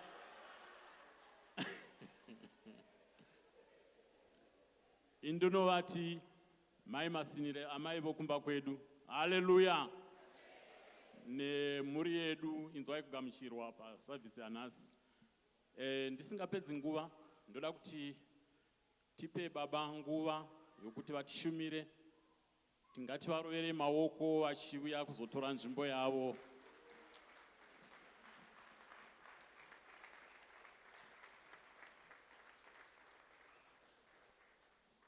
Hallelujah. Hallelujah. Tinotenda Mwari mangwanani ano nekuda kwekuti vava Mwari zvakare kwatiri. Tiri kuda kutenda Mwari nekuti vava Mwari zvakare kwatiri. Dai vanga vasina kuda kuva Mwari, vamwe vangadai vasina kumuka, vamwe vangadai vafa, vamwe vangadai vachirwara, but Mwari vangotiitira nyasha vakabvuma kuva Mwari kwatiri. Tiri vapenyu, ngatimbovaombererai maoko mangwanani ano nezita raJesu. Aha, titende baba masinire naamai vanga vachititungamirira zvakanaka uye vaititungamirira futi kukempi. Amen and amen. Nana baba vese vanoshanda vari kumen's fellowship. Takava nenguva yakanaka yekunamata. We found good time to pray. Vana mama handei tino namata. Vana mama handei tino namata. Old Testament ne New Testament dzese dzinobuditsa pfungwa yekuti Jesu chete ndiye mutsvene. Kureva kuti tese atizi vatsvene, kusanganisira vana Elijah, kusanganisira vana Elisha, kusanganisira vana David, kusanganisira vana Joshua vakambotizuvamira, ivavo vese havazi vatsvene. Shoko raMwari rinongoti Mwari ega ndiye mutsvene. That's why muri kuona vanhu vari kutadza kunamata, vari kutsvaga a perfect pastor who was never guaranteed anyway. Can I repeat this? Vari kutsvaga a perfect leader weku praise team, perfect leader weku ushering, perfect leader weku board, perfect secretary, perfect deco leader, perfect baba, but panyika yevapenyu apana. Can I repeat this? Panyika yevapenyu apadini apana. There's no surviving perfect pastor. There's no surviving perfect mother. The word of God rinongoti iye ega murume akaonekwa asina gwapa, kwete vaviri kana vatatu, kwete 5 kana 6, one man only ndiye akaonekwa asina gwapa. Kureva kuti iwe wakanditarisa neni tine basa rekurumbidza Mwari, handei tinonamata. Kunyangwe last time usina kuwana nyama, asi enda unonamata. Kunyangwe last time wakarara nemunhu aita ngonono, but enda unonamata. Kunyangwe last time wakafamba nemunhu asina kukuitira zvakanaka mumota, enda unonamata, nekuti iyeye haazi perfect. Hapana pazvakanzi anofanira kuva perfect. Umwana unotadza kuenda kukembi kuti last time handina kupiwa nyama, last time handina kukwaziswa, but hakuna ari perfect. There's no one who is perfect. Can I repeat this? There is just not there. Unogona kupedza machechi ese ari panyika, hakuna a perfect person. Auchazosangani naye, asi kana wakuda kusangana ne perfect person, ifa nhasi ukaenda kudenga unonosangana naye akakumirira. Iyeye haana gwapa, iyeye haana chipomerwa, iyeye haana kumbotadza, iyeye haana kumboba, iyeye haana kumbokanganisa. But vese vari panyika vane gwapa, vese vari panyika vane ma weakness, vese vari panyika vane zviri kuvaremera. Handei tinonamata, handei tinonamata. Patiri kuuya kuchechi, don't look for holy brothers, they are not there. Don't look for holy sisters, they don't exist. Don't look for perfect elders, they just don't exist. Baba namai magunda vane dzavo dzavari kutogadzirisa kumba nekubasa vanadzo. Baba namai nyamunga vanadzo dzavo, ukavaka kutaurira unotoona kuti pane zvavari kugadzirisa. But Mwari havasi kutsvaga vari perfect. Mbotaura munhu ari padhuze kuti denga harisi kutsvaga vari perfect. Denga riri kutsvaga vane masituations. Denga riri kutsvaga vane masituations. Matthew chapter number 5 yobva yati, is there anyone well who need a physician? Anyone mutsvene haade physician? Denga riri kutsvaga vane mavanga. Robva rati akauya kuzorangarira vane moyo yakapwanyika, kwete vatsvene vane moyo yakanaka. Imboudza munhu ari padhuze kuti Jesu akavinga varombo, Jesu akavinga vasungwa, Jesu akavinga vane moyo yakapwanyika, Jesu vakavinga mapofu. Saka chechi ino kana ine vatsvene, Jesu vakadzoka havapfuuri nepano. Kana chechi ino yangozara vatsvene, Jesu akadzoka haapfuure nepano, uye mweya mutsvene haagari pakati pedu, nekuti akauya kuzopedzisa rakatangwa naJesu rekurapa vane moyo yakapwanyika. Taura nemunhu ari padhuze newe kuti denga harisi kutsvaga vatori right, akadzikira vane mavanga. Can I repeat that? Kana chechi ino yaane vanhu vatsvene, tisingatadzi, tisina mavanga, nyaya dzedu dzese dzakanaka, Jesu haapfuure nepano. Ndinokudaidza Ishe, pfuurai nepano. Ndinokudaidza Ishe, pfuurai nepano. Kune munhu ane situation, ndiye anofanira kudairidza Jesu. Kana pasina situation, hapana chikonzero chekumudana. Kana pasina situation, hapana chikonzero. Even kune vasina ma situations, even kukembi musaendi, because Jesu haana kumirira ikoko. Garai kumba kwenyu, idyai musatsanye, vane zvakaringana idyai, bikai, muridze radio, mutambe kongonyi. Une uchitsvagei, because Jesu haana, remember Jesu anga asime Anglican, Jesu anga asingapinde Methodist, Jesu anga asingapinde Zayocha, Jesu anga asingapinde Jekenisheni, Jesu akanga asingapinde pasi pemuti, aipinda chechi yevane zvinorema, aipinda chechi inonzi masituations. Jesu chechi yake yainzi masituation. Akasvika pana akafawo mumutsato uri muchechi, akasvika pana afirwawo pamuchato ogadzira waini. Jesu aipinda chechi inonzi masituations. Akanga asina zvenyu zvekuti ukasvika pachechi unototsvaga kuti toilet yacho yakandinakira here, wawinga toilet here, shuwa ungabudire chechi chemba.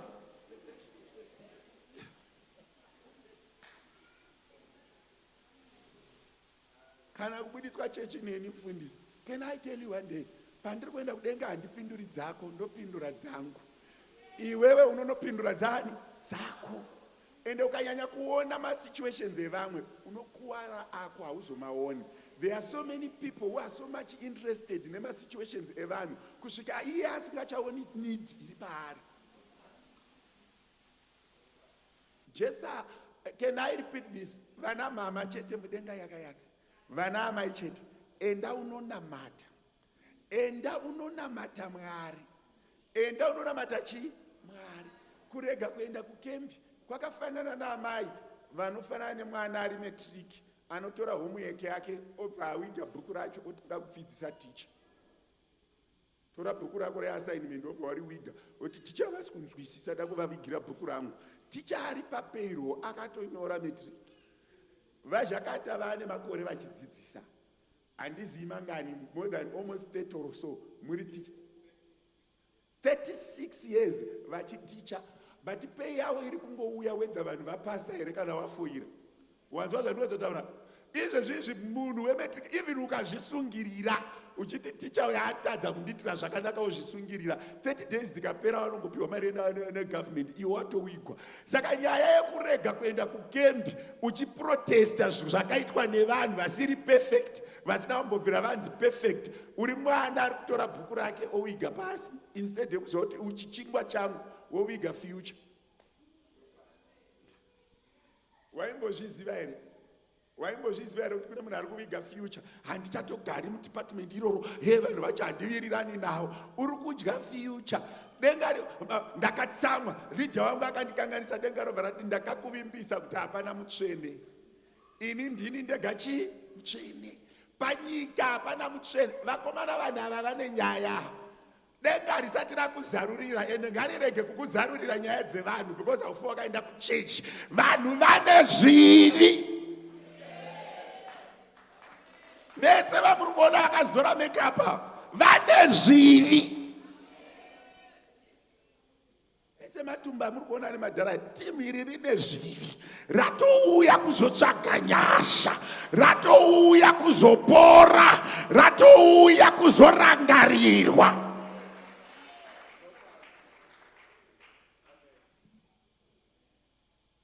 Pakati penyu panada kusimudza ruoko here kuti ndine 7 days ndisati ndatadza 1.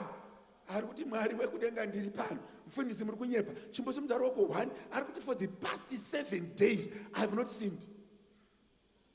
Uchitouya kuchechi chako ungochita makuhwa uri munzira. Foni yako izvezvi watorewa munhu izvezvi. Denga rikada kuvimbika. Ava havadzokeri kumba. Mwari vakada kuvimbika. Pane vari munhu vanoita vana Safira vasingabuda panyika pana vatsvene. Ngatitsvage Mwari ndiye akanzi haana gwapa. Hapana. I repeat, hapana. Panyika hapana. Panyika, even ukaunganidza mafundisi 100 vane zvivi. Vafundisi vane hasha vanototuka vanhu. Vafundisi vanotoramwa. This time ndakarwadziwa nefasting. Zvondakabvunza kuti Mwari makaisire chinhu ichi. Chitsanyazo. Paipa unongo uchishwira uchiti maimufundisi ndiwo zvavo vanenge vakarohwa nehongazi nenzara chaiyo vachitoshingirirawo sekushingirira kwauri kuita. Ukazoonawo kuti haleluya vasikana vane vachitodawo ameni yako kuti vasimbiswe. Ukasadaira ameni vanoneta papupiti paya nekuti munhu akafanana nani newe. Ukandibvunza kuti mufundisi pamunoparidza mune muchida here? Pachine isikadi. Unotoya kuchechi usikadi. Wazosvika nyasha dzozowanda hadzo. But munhu, I am repeating this, ukaramba uchitsvaga nyaya dzevanhu uchafa usina chinhu.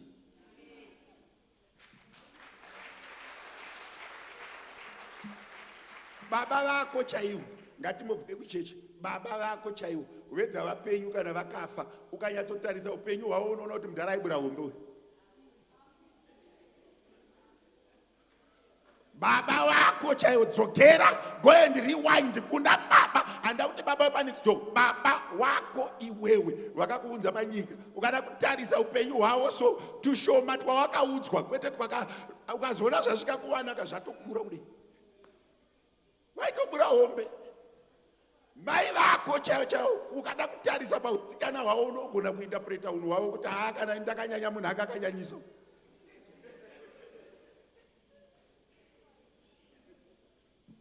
Imbogara pachembere 9 dzichitaura pausikana. Unoziva kuti ndingaindina. Utoona kuti yakabvira kare yaida kutangira pauri.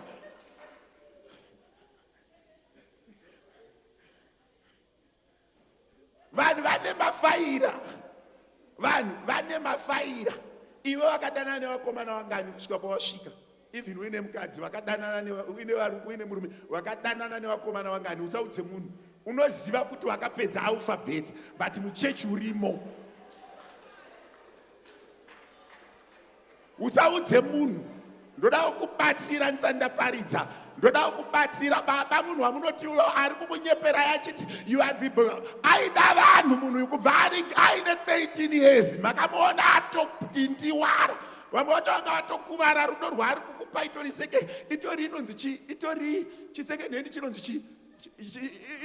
It's a used love. Yakatomboshandiswa nomwe munhu but nyasha dzakamuchengeta. Arikutadza ukuda nekuda kwemaheart break akaita 14, 13, 15, 16, 17. Ndosaka uchiti anogona kutaura akachaira kunyepera vanhu.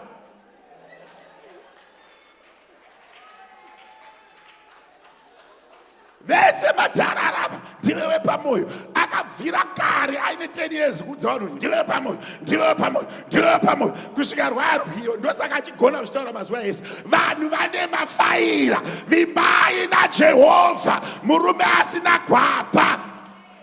Unoita hati break Mwari vakakuratidza zviri kumashure. Ndosaka denga rakarambidza vanhu kuti haufi wakaziva zvinofunga munhu. Iyo zvukaziva zvinofunga munhu ari padhuze nevamwe mudzokeri mese kumba.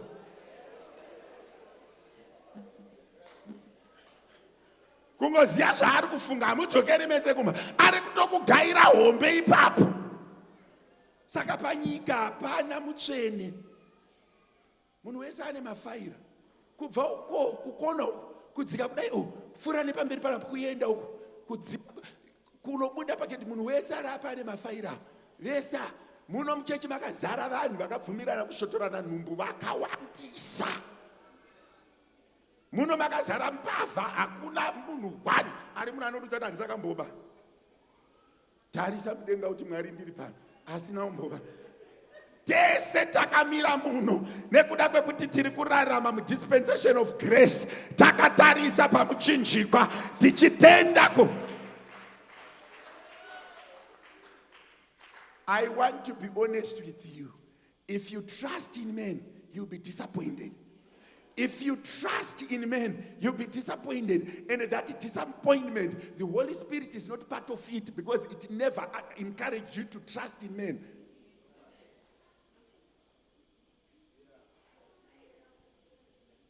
Vanhu vane mafaira. Vanhu.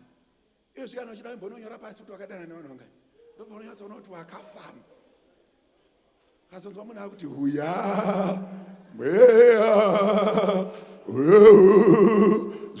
Ukati nyasha dziripo but vanhu vane mafaira.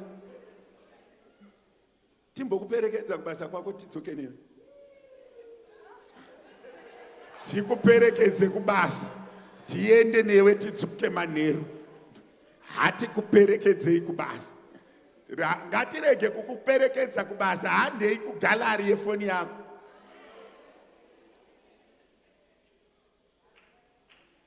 Uya mweya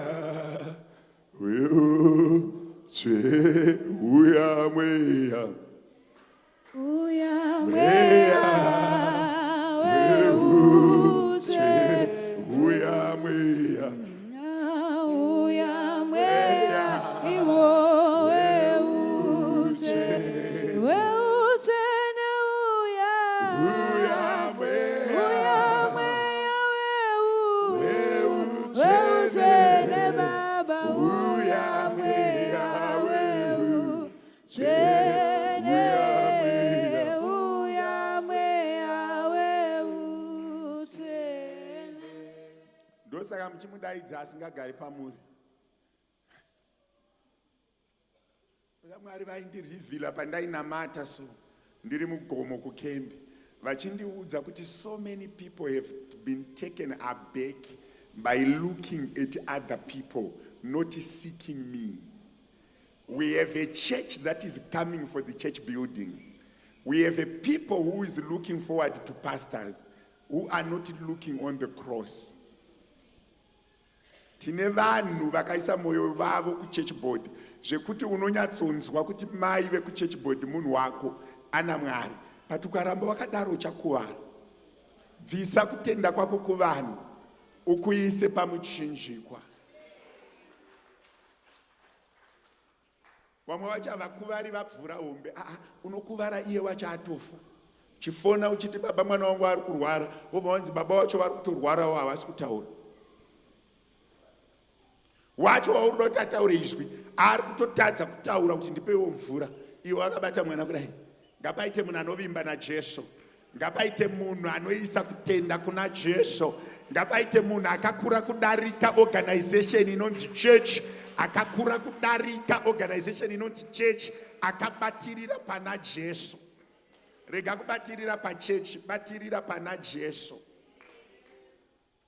Church inogona kuvhara, but church havhari. Ndiverengereiwo shoko raMwari. Ruth chapter number 1 verse 6. Matthew 16:16. Takamira kudaro togara pasi. You can come close. and do your work when they are done. Tichaverenga. Asi Rute akapindura akati, musandigombedzera kuti ndikusiyei kana kukufuratirai.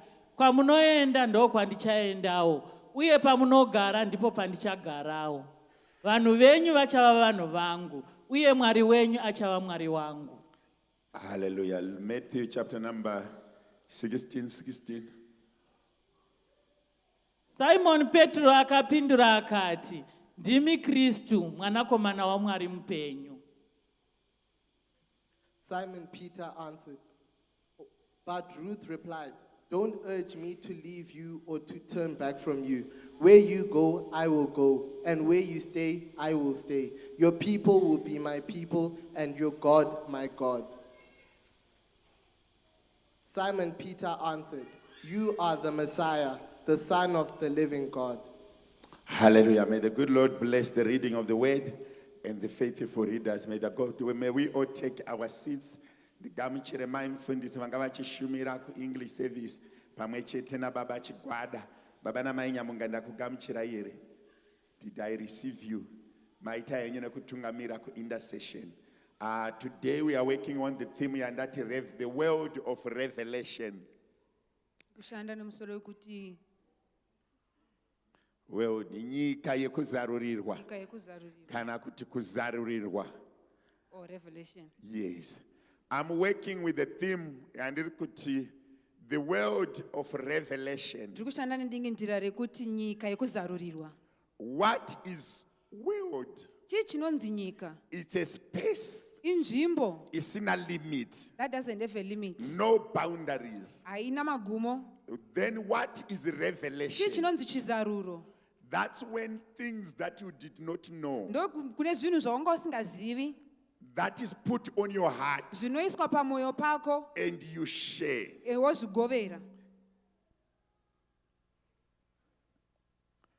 In the life that we live, Muupenyu hwatinorarama we are revealed every day. tinozarurirwa mazuva ose. Pamwe zvepanyama, In the flesh, pamwe zvepamweya. some for the spirit. Kureva kuti every new information yavanga usina, Kuti nhau dzitsva dzega dzega dzawanga usina it's revelation. chizaruro. Kureva kuti chinhu chavanga usingazivi, What you didn't know, ukazotanga when you kuchiziva, start knowing it, it's it's revelation. now revelation. So you can define revelation Unogona kuti chizaruro as new information, inhau dzitsva, whether evil or good. whether zvakanaka kana It's zvakashata. revelation. Chizaruro. So we have two worlds, Tine nyika mbiri, the evil and the good. nyika yakaipa nenyika yakanaka. Dzese dzine revelation. All those they have revelations.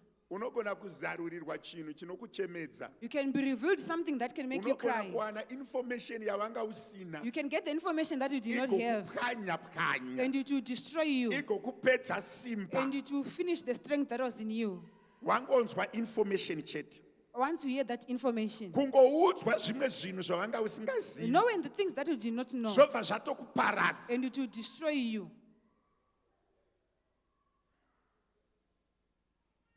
Imboimagina Just imagine wakaroora when you are married wobva waudzwa kunzi and you are told, ndiri mhandara I'm a virgin, wobva waroora. and you marry. Iwewe haugoni kudhifarenjena kuti imhandara here kana kuti haisi mhandara, You cannot differentiate if it's a virgin or not, because hauna kuenda kuchikoro chacho. because you do not get Kuti schooled for uzive that. kunge wakazviita. For you to know it's because you have done it. Kana usina unogona kuroora If you do not do it, it means woti you can ndaroora marry. mhandara yangu. And you say, I've married my virgin. After 20 years Papera makore 20. muri kutodanana, hapana chakashata, You are in love, nothing is. hapana chiri kunetsa. You have no problems. Wobva wangonzwa kunzi uyu mwana wemudzimai wako. Then you hear that this child It's belongs to your wife. revelation. That's revelation. But it will destroy you. But inokuparadza. Kana ukasazviziva, If you don't know it, unogona kunova nashe pasi uine mwoyo wakafara. you can die and But be if peaceful. you know, But ukazoziva, zvinokuparadza. zvinogona, it can Saka destroy you. revelation So chizaruro, chinhu chese chaunonzwa, it's everything that you whether hear. chakanaka Either it's good kana chakaipa. or it's bad. But Satan But the devil ane tsika is a system yekukuratidza zvese zvinorwadza. of showing you everything that will pain you. kune imwe information yekuti kunyange kararama haina kana nebasa rese. There's information that doesn't Mwari matter. ngavarege kundiratidza. God must not show me. One thing I hate about being a pastor, Chinhu chandisingafariri chekuva mufundisi. inyaya yekuti I hear things that disturb me. Kundonzwa zvinhu zvinotikanganisa. Zvokuti ukanzwa, So that when I hear it, paunoenda kumba, when I go home, in your subconscious, pakufunganya kwako, subconscious, unonzwa kuti, why did this happen? unobvunza kuti ngei zvakaitika. Because zvinenge zvichidini? Zvichirwadza. Because it will be painful. So, ndaverengesa mavhesi maviri. From the verses that we read, Ndine murangariro wekuparidza maminitsi mashoma. Kuti panokwana 25 tundaku kunamatira, kota tundaku ena kumba. Vanhu vakawanda a lot of people vari kuwana revelation are getting revelation. that is not helping them. Isiri kuvabatsira. The devil is opening channels Muvengi ari kuvhura dzimwe nzira. zvekuti ukanzwa Such that when you hear, mwoyo unosara uri kure. your heart will be You burdened. become discouraged. Unoshungurudzika. Unorwadziwa. You become discouraged. Hauchagoni kuzoshanda zvakanaka. You cannot work properly. Haugoni kuzodriva You zvakanaka. cannot drive properly. Haugoni kuzorara You zvakanaka. cannot sleep properly. Ndine dzimwe chechi dzandinoziva I have other churches that I know dzekuti uchisvika unoprofitwa. that when you get there, they'll prophesy. Wonziva Magunda. And they say, Mr. Magunda, Ndaona gomba. I've seen a ditch Ndikaona muchidzikiswa vana. and I saw you taking them. Iwo ava baba ava vane matwins vasikana. Yet he has twins. Paunobva ikoko, When you come from there, whether ndezvechokwadi kana whether ndezvekunyepa, it's true or not, ukatarisa vana vako kudai, if you look at your hope children, hadziwi. you will not sleep. Because waudzwa zvinhu Because you were told things zvavanga usingazivi, that you did not but know, zvinopesana but it's nemufaro against wako. with your peace.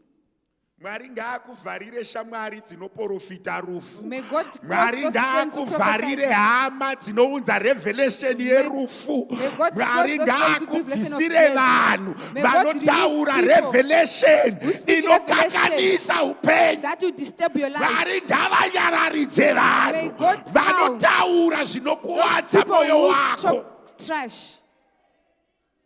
Zvimwe zvacho zvinongokukuvadza Some of the things they can hate zvisina you. zvazvinokubatsira. There is helpless. Revelation. Chizaruro. Ndichaenda kusecond phase. I'll go to the second Kana phase takunamata. when we are praying. Kune marevelations ari evil. Kune zvizaruro zvakaipa. Kune marevelations ari evil. Kune zvizaruro zvakaipa. Bhaibheri roti chengeta mwoyo wako The Bible says keep your heart kudarika zvimwe zvinhu more than zvose. anything. Why ukaufidha nerevelation Kana inorwadza ukaisa chizaruro chinorwadza, unorwadziwa. you will be in pain. I always say this to people. Ndogara ndakataura izvi Kana kuvanhu. uine information yauinayo If you have the information that you have, inorwadza munhu that will hate someone, isina zvainochinja kuti azvizive and kana it kuti doesn't have azviziva, any change that you to Don't give, share. usaigovera. Ndandina vanyamunga vachilida intercession. I was with Mr. Nyamunga. Ndopa ndanzwa padhoo zvichinzi haana zvaataura. And they say, he won't say anything. Kutungamira intercession iriko. Why is he leading intercession? Dai anga ari mukadzi wacho hamunzwi. If it was the Mudara wife, wacho haana chigubhu. Ndobva ndasvika ndoti Nyamunga, unoziva here kuti kunzi mukadzi wako anogona kutungamira kudarika iwewe. when I tell him what That they will say, information inovarwadza. that information will hurt him. Inovakanganisa. It will disturb him. Inovabvisa confidence. It will remove the Nekuti varara confidence. vachitsvaga zvekutungamira. Because he Kana slept seeking on wazvinzwa what to kutaura lead. kuti zvichinjei. Uri kutaura kuti zvichinjei. Why are you Uri saying kusheya it? kuti zvibatsirei. Why are you sharing it if it doesn't help? Ataura ari wrong. The one who said Asheya is ari wrong. wrong. The one who shared is wrong. Mwari ngaatibatsire masikati mangwanani. May God help us this morning. Avhare mikoto So yese that he close all channels inozarura madhoo that opens doors anorwadza. that will hurt you. Unozara kuti unogona kuita revelation yekuti ndaakutanga business iri. Nogona kona chizaruro Wobva wasangana chokutanga business. nembavha. And meet a thief Wotoipa mari. and give him Mwari money. ngaavhare marevelations ese iwayo. Mwari Mwari ngaavhare zvisaruro zvese ngaavhare izvi. masuo ese May iwayo. God close Mwari all those doors. ngaavhare nzira dzese May idzodzo God close all dzirege those channels kuzarurwa kwauri. so that cannot be revealed to you. wakambosangana neumwe munhu here Have you ever met someone wokuti unozoti kana akubuda muupenyu hwako that you know when he's exiting from your life, why did I ever meet this person? you ask yourself, kuti nei ndakasangana naye? Have you met someone? Wakambosangana nemunhu, Anokurwadza, he will hurt you, anokushungurudza, anokuparadza, he will destroy anokusiya you. wa worse than what you were. Mwari ngaavhare vanhu vese vakadaro ivavo. May God Ngaagare close all those atovarambidza people. kuuya muupenyu hwako. May he hinder them from Ngaagare coming into your atovapfudza. life. Unosanga nchiverenga kuna Ruth. I was reading from Ruth. Ishirikadzi nhatu.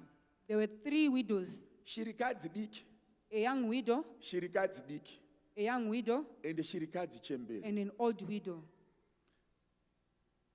Mwari pavari kushanda nesu. As God is working with us, Ukaverenga bhuku yaIsaiah chapter 60 verse 1. if you read from the book of Isaiah, Yakafanana na Luke chapter number 4 verse it's the 18 same as Luke 4, verse 18 na 19. and 19. Inoti mweya washe uri pamusoro He said, the pangu. Spirit of the Lord is upon me. Wakandizodza kuti ndiparidzire He has varombo. anointed me to preach to the poor. Vakandizodza kuti ndiporese He has mapofu. anointed me to Ndirape heal the vane mwoyo blind yakapwanyika. and to heal those with broken Ndisunungure hearts vakasungwa. and to free the oppressed. Kureva kuti Jesu pavari kuuya panyika. Meaning Jesus, as he's coming to Vane earth, vanhu vane masituations. he has got people who have wavari situations kusangana navo. that he is meeting.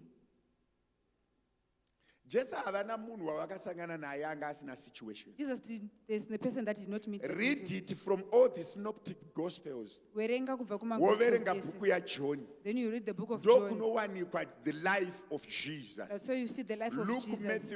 Matthew, Mark, Luke, and John. Matthew, Luke, and Mark, my synoptics. John is separate. Vanhu vachiuya vane As masituations. people are coming, they have Kana situations. Mwari vachishanda newe, When God is working with you, avashandi newe in he perfection. doesn't work with you in perfection. Vanoshanda newe in He works weakness. with you in your weaknesses. Ndosaka wakaona kuti Mwari vanoshandisa munhu ari very impure That's why you see that God was to working with someone who deliver is the very pure. impure to deliver angakaonaka. Ukaverenga bhuku yaExodus, If you read from Exodus, murume anonzi Moses, a man called Moses, first 40 years dzake his first 40 years, akadzidza chikoro chechiIjipita, he learned in an Egyptian school akava muIjipita. and he became an Egyptian. His foundation, Hwaro wake, it's Egyptian.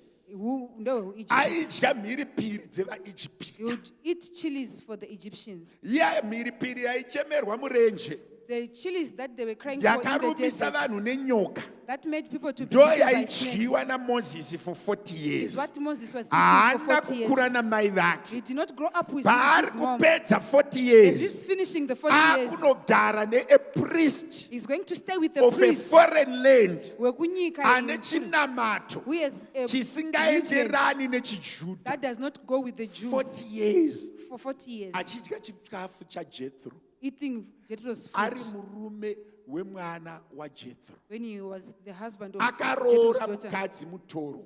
He married a foreigner. Miriam naAaroni Miriam and Aaron, vanotobvunza Moses they even asked Moses, kuti iwewe wakaroora mukadzi mutorwa. why did you marry a foreigner? 40 years dzichipera, After 40 Moses years, ane 80. Moses is now 80. Ane situation And yaainayo. he has a situation. Anonzwisisa tsika He dzevaIjipita. understands the systems of the Anonzwisisa Egyptians. tsika He dzevamidia. understands the systems of the Akunobereka Midians. vanhu vane tsika dzechiJudha. And he's now bearing. Wanzwa here kushanda kwaMwari. Yeah. Ane tsika anonzwisisa He chiIjipita. understands the systems of Akabereka Egypt. chinamato chevamidia. And he's very Akunosunungura rudzi rutsvene. And he's delivering the Mwari whole nation. havashande newe God in doesn't work with perfection. you in your Vanoshanda perfection. newe He works in with you situations. in situations. Paanoona gwenzi richipfuta, When you see the bush burning, anomhanyirako he rushes onzwa there izwi and hears the word. nekuti muijipita Because he's an nekuti Egyptian. mumidiya Because he's a 40 Midian. years achibikwa 40 chiijipita years 40 years being achibikwa 40 years chimidiya is a ari Midian. kubvunza kuti ndimi ani He's asking, who are you? zvikanziva unogona kutadza And kundiziva he said, you might not nekuti know me. wakamboziva mambo Because you once vevaijipita know the king of ukaziva mambo Egyptians. vevaijipita And you know the asi king of wauri Midian. kunotaura But the navo one you are talking vanoziva to mwari uyu knows this nekuti God. vakamudzidziswa Because they kubva were taught about pakuzvarwa him from birth. So God is working with people with situations. Mwari arikushanda nevanhu vane Mwari masituations. pavari kuzarurira Rahabhi As God is revealing to Arab, chifeve a harlot, achiti kana ndakuitirai he's saying, zvakanaka if I do good to you ndikamukaenda mukadzoka and you go and come back, sevhaini nevanhu verudzi rwekwababa vangu save me and my haasi nation. kushanda neapriest He's not working ari with a kushanda priest. nemukadzi He's ane working with the wife situation who has a situation. pari kubuda chizaruko kuna Peter As this revelation is achiti imagined imimi to muri Peter, mwanakomana wamwari he's saying you are the son wekumusoro-soro of kudenga. God from heaven. Peter aidhomoka Peter was wayward. Peter aidhomoka zvekutodhomoka zvekutodarika chaiko zvekutodaro zvekuti dai Peter akararama mazuva edu If Peter is aisapinda living, muchurchboard he will not be in church kana board kuita asha chaiko Peter or even aigona kutadza. becoming an usher. Because Peter aingotaura zvese zvese Because Peter would just utter words. anosvika patransfiguration kana zvichibvira akati wake matumba matatu vamwe vakanyarara Peter arongobvo wakamboita mwana anongobvotomoka ivhiri pane vanhu achikutaura nyaya dzemumba ndo type yana Peter isina zvisingataurwi apedza ipapo When he was Peter done, unosangana naye Peter ndiye kuzombotaura Jesu kuti hai imi Jesu itai zvikanzi get behind me Satan. Peter mugetsimani futi ndiye anoti vanhu vauya Jesu akuzadzisa nyaya yake ototora jeko kwa atorukanda nzeve And cut Peter someone's ear. Peter aibika nyowani Peter Peter was always Peter releasing. anga aine nyaya dzake aingobura nyowani Peter had his Peter issues. always aive nenyaya. Peter always had Remember he issues. was a fisherman. Remember, aiva According muredzi up to wehove. now varedzi havasi vanhu vakaenda kuchikoro hakuna munhu anosimuka pamberi pavanhu kuti ndine degree refishing I'm still Don't say looking that, for but one kungokanda chiwedzo chako kudai womirira kungoziva mamburo yako kudai but Peter anga achibva kuvanhu ivavo he Peter was was not coming from learned. those people.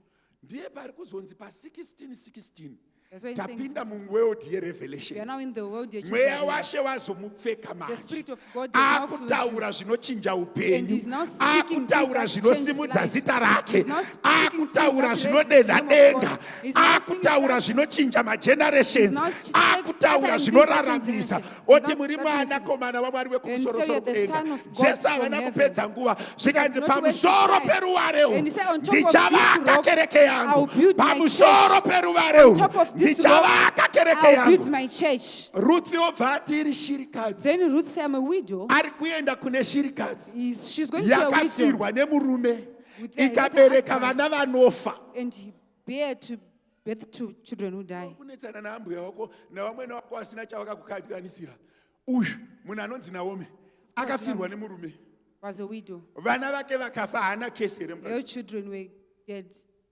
wambozvifunga here from a world review kuti iye chambouraya murume wake chii What has uye killed her chambouraya husband? vana vake vakomana chii And also, what is it that killed his kids? opa ari kuti mai ava ngavaendi havangafirwi tofirwawo vane chambwa Opa is leaving a ruth mother-in-law. ari kuti And Ruth mwari is wenyu saying, achava mwari wangu your God will be my vanhu God. venyu vachave vanhu Your vangu. people will be my mwari people. wekudenga ndauda kutopedza mwari wekudenga ngaakubatsire May God tipinde help munzvimbo yerevelation And we get into uchiita a mabasa system of ako revelation. emazuva ese taura And we mazwi declare anodenha grace. denga Speak iti words mwari that musevhisi disturb ino them. Say, kana God, in this ndaakunyengetera service, as I ndoda will be kutaura praying, mazwi I want to ekuti utter kana words. ndataura inini That's why when I kuchigaro utter them, chenyasha kumusoro uku in the heavenly kunozengezeka seat, denga it will shake. rotaura chimwe chinhu When you pamusoro endeavor to speak pangu something hauna on undinzwa me. ndati uchisuka ndiro dzako As you are chimbotaura washing your mazwi dishes, anodana vatumwa speak words ndati that you call uchifamba angels. murodi As you are chimboita walking, revelation Ivane yekutaura chizaruro mazwi of speaking anoshandura words upenyu that will change life.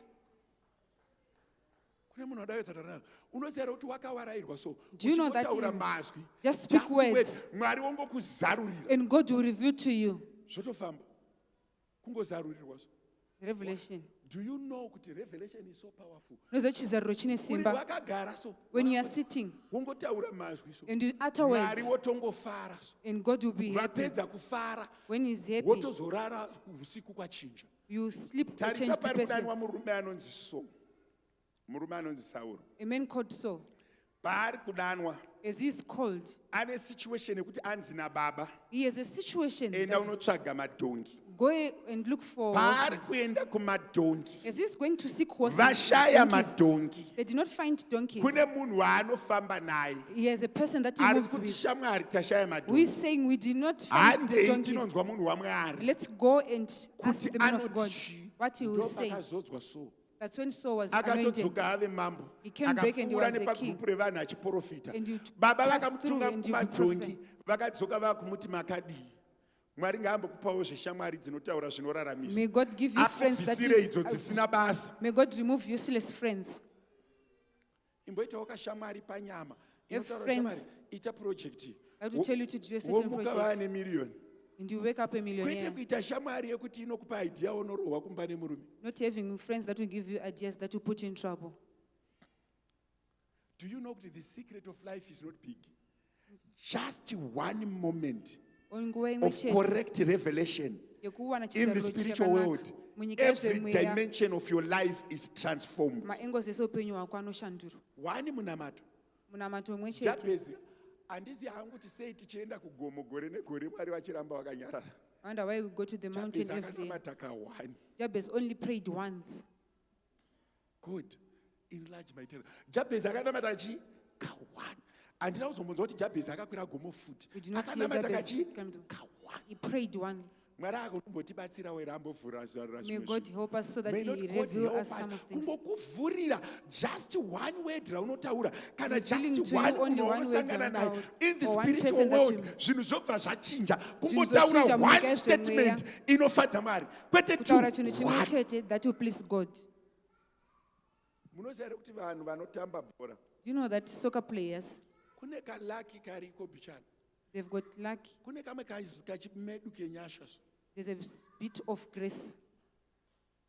inini ndinombotarisa nekuda kwemwana wangu musikana anombotarisa mabeauty pageants Because of my daughter who is vasikana vaya beauty vanoita pageants. vachinzi vakanaka vaya ukaona wacho anenge achinzi akanaka akomana muri anenge akashata kuma shaya dzakati po kudai mabhonzo majozi ayakati gumbo rake riri pranga one level pranga patotonzi ndiye Mrs. World otopiwa mari wozofunga kuti uyo anenge unoziva kuti pane dzimwe nyasha dzinogona kungokurangarirawo There's grace that can kune dzimwe remember you. nyasha dzinogona ngokudino There's pamwe grace pacho that can kubira kuti kana elevate you. ndaakugona iti kana ndazarurirwa Say, kwete if I'm kana revealed, ndaakugona but not iti if kana I'm ndadi able, ndazarurirwa but say if I'm Unoziva vamwe vanhu revealed. vari muno vari kuramba vachinamata kuti the day that I become righteous, the Lord is going to see me. Some of people are But praying God that- is not working with the righteous. Mwari hashandi God is nevakarurama. working with people Mwari vane anoshanda nevanhu situations. vane Mwari situations. vanoshanda nevanhu God works vane with people. situations. We have situations. Uzananyatsotaura kuti Mwari vari kutaura nemunhu afirwa. God is talking to someone who lost it. But unofunga kuti Mwari vakashayawo here munhu wekuisa mugenealogy. Genealogy yaJesu ina Rahabu chifevo. Genealogy of Jesus has Genealogy got yaJesu Rahab. ina Ruth muMoabhi. He has got Ruth, a Moabite.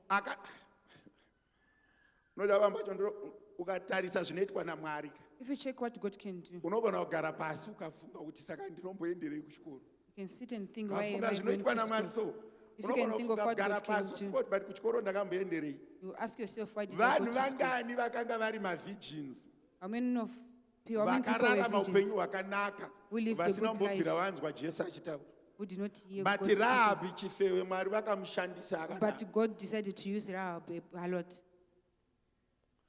Uyu anofirwa nemurume uyu munhu anonzi Ruth Ruth anofirwa lost her husband. nemurume oenda kuminda yevanhu And he goes to achipema odzoka ikoko aroorwa nemurume ane mari And he iwe comes uchiisa demerit. mekapu usina. And you put makeup, but you don't have. Ruth anotodiwa ari kumashure vanhu chaivo vachishanda uku.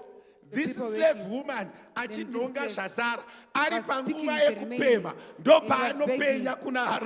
ndopaanopenya kuna Boaz. That's when he was Asi shining kuna ane Boaz. mekapu asiri kupema But there's asiri someone kupenya who is not but mupemi ari But kupenya. the beggar Mwari is ngavarege shining. kukusiya vakadaro. May God not leave you Imbopenya like uri that. pauri ipapo Shine where uri you are. musituation iyoyo In your ngapave situation. nerevelation. There must be a revelation.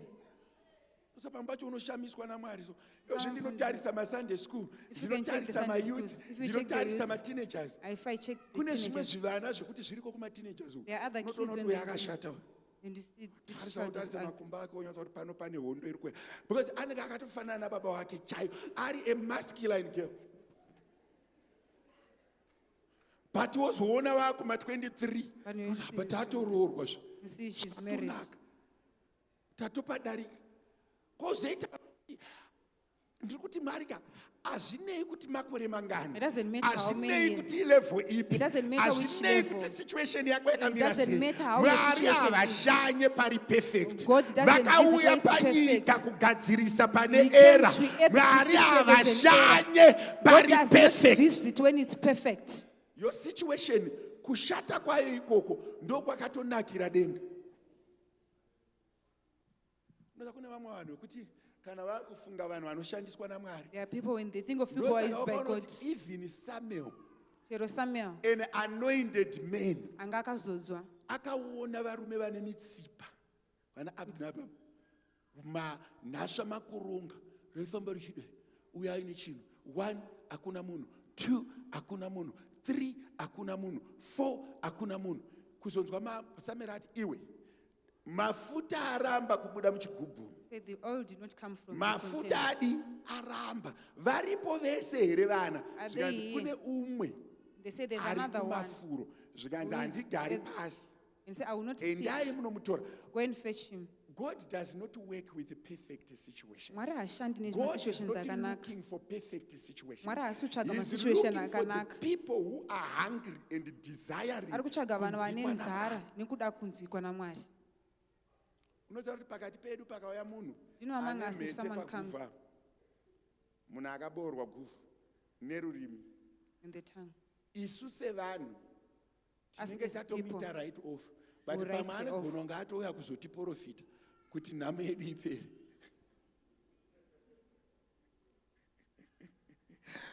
Because Mwari havatangi vakubvisa madhaka. Because Vanokuropafadza uri He mumadhaka, blesses you whilst you're in the wozobuditswa mud. mumadhaka And He neropafadza. takes you from the mud. Isu with the tinofunga kuti blessing. kana Mwari vakushanda nemunhu You think when God is working ngaatendeuke, some- obhabhatidzwa, otanga kubvisa chegumi, baptized, otanga and pay tithe, ozoshandiswa naMwari. But Mwari and being with vanogona kushandisa God. munhu akangodaro. But God can use a person as akangodaro. He is. Kune vamwe vanhu vekuti unogona kubereka mwana so There are other people even obva who can atanga kuita birth, zvinhu zvekuti and he unoti starts I doing wasted things. my man on this child. Then you But say, "I lost kana my man." wakambomuisira seed, But when you see it for kana that child, wakambonomuropafadzisa namufundisi, but when the child was kana dedicated, wakamboendawo naye pamberi paMwari, if take the child before ukapfugama God, and you ukati kneel down, Mwari vari kudenga, and you say, God in heaven, ndauyawo nemwana wangu, I'm here with rimwe my zuva child. unoshamisika The other day you'll be pawaifunga amazed. kuti wakanyura, When you see paripo that pauri you- kuraramira. That's where Do you're living not from. write off anyone. Don't write off Denga anyone. rinozaruka nguva God, yakasiyana the heaven can review nemeso anytime. evanhu. Do not write off anyone. don't write off anyone. Not because of character, not Nekuda because of kwekuti background, nekuda not kwekuti because of vanobva. situation, Kwete not nekuti because of mas- health. situation. Do not Kwete write neutano. off anyone. Mwari vanongoita nguva yavanoda. Daumbonamatira chinhu chekuti Mwari isaiwo revelation mandiri. You want to pray for Inga revelation. vanhu Esther akataura zvine musoro. Esther said something Inga that was vanhu Ruth useful. akataura zvine musoro. Ruth said something Inga that was vanhu useful. Peter aisito apa hazviri kuti hausi dhomoki. Unosimbodhomoka but nhasi dhomoka zviri nani. Wakambotaura idea here ikatanga kusekwa kuti ndiani adaro vari voseka. Have you ever spoken an Vanhu idea that make vasingafungi people kuti laugh? ichokwadi. Unoziva kuti how do you feel baba wako akakanganwa kuti uri mwanakomana wavo? How do you feel when your father forgets How that do you are you his son? feel when baba vako iwewe vakakanganwa kuti iwewe uri mwanakomana wavo? That is David for you. Akanzi unganidza vana vako, the father forgot you. Kune vamwe vanhu vari muno wekuti family have already rejected you. There are people that are They here don't that see the vakanganikwa future nemhuri in dzavo. you. But Havaoni rega chakanaka. ndikutaurire, kana denga rikada kushanda nesituation yako, When the heaven wants to work with your zvinoita situation, zvakanaka. it will What be well with you. make the good Lord reveal to you Mwari ngavakupe chizaruro. something that transforms your life. Chinhu chinoshandura May the upenyu good hwako. Lord reveal to you. Mwari ngavakupe Mwari chizaruro. ngavasandure. Kungotaurawo mazwi. Unoziva kuti kune mamwe mamarriage ari kusheka. You know that the other marriages that are Kungotaura izwi shaking, one rinohedha pfungwa dzemunhu. that you need only one word that to change the Pfungwa minds. izwi one kana uri murelationship One word. kungotaura izwi 1 munobva atofunga kuti akunorora mangwana. Just 1. Just 1. Kwete 10. 1. Kana munhu asingadi nemota yake uchitaura izwi 1 obva ati angosara achiti ndiri kumunyimirei mota munhu akanaka zvakadai. Wangotaura 1 word. Kana ungobikawo chinhu 1 chinonaka, unobika mazuva ese tinodya takafinyama kunge vanhu vari kudya tsangamidzi.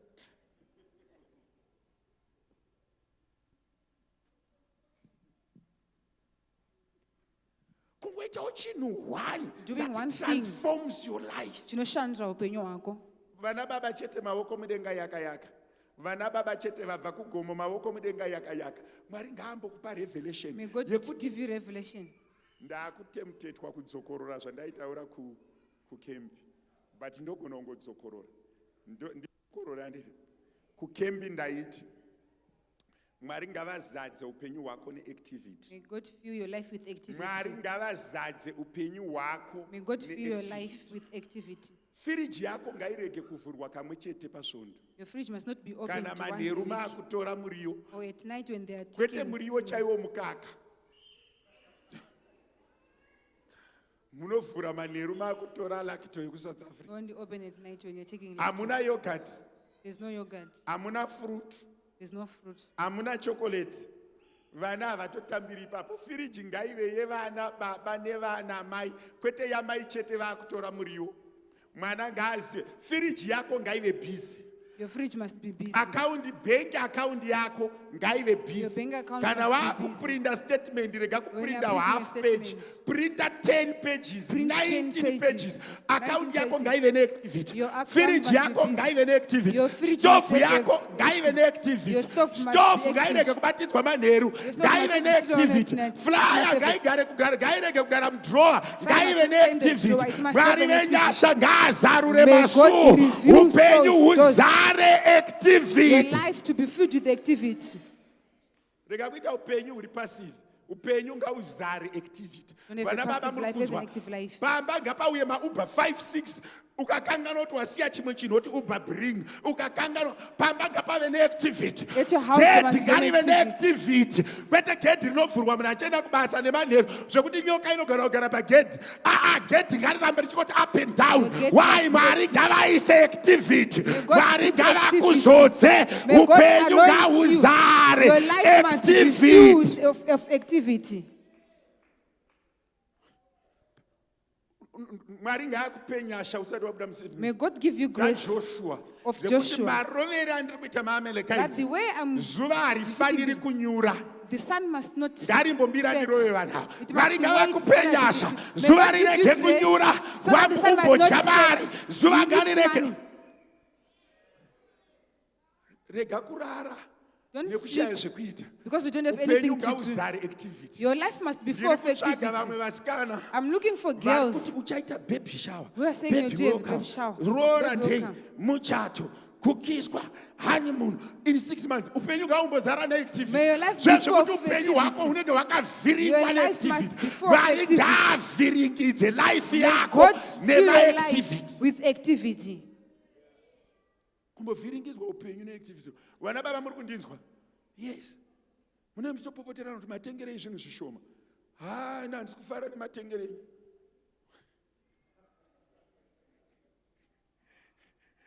Kune munhu anoda kuti ambopfe. Mwari ngaakuzarurire upenyu uzare neactivity. May God Kwete fill your kuita life with musoro unenge activities. pei unorukwa kati kwoufu pagore pasina bonus.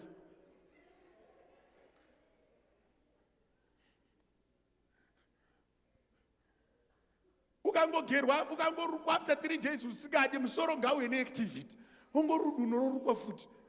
Ukatenga chikafu ukaswipe kadi ukanzwa zvisikashati kuti miuya haisi kundiitira isai pasaidi unza umwe bengi kadi richikuswipe katatu kaviri murestaurant 1. Mwari ngaazadze upenyu May God fill your life neactivity. with Usaite activities. wardrobe inovhurwa musi Don't wesande. have a wardrobe that will be open. Hembe dzekuchetetera dzogera unokupfeka jean 1 skate 1. Unoza kuvhura wardrobe itori nyasha. Mwari ngaaite madhora ako rewardrobe harifi because hausi kurivhura. Stove yako haifi. Inofanira haubiki. Hautoshandisi oven. Mumba ngamuzare activity. Mumba ngamuzare chi?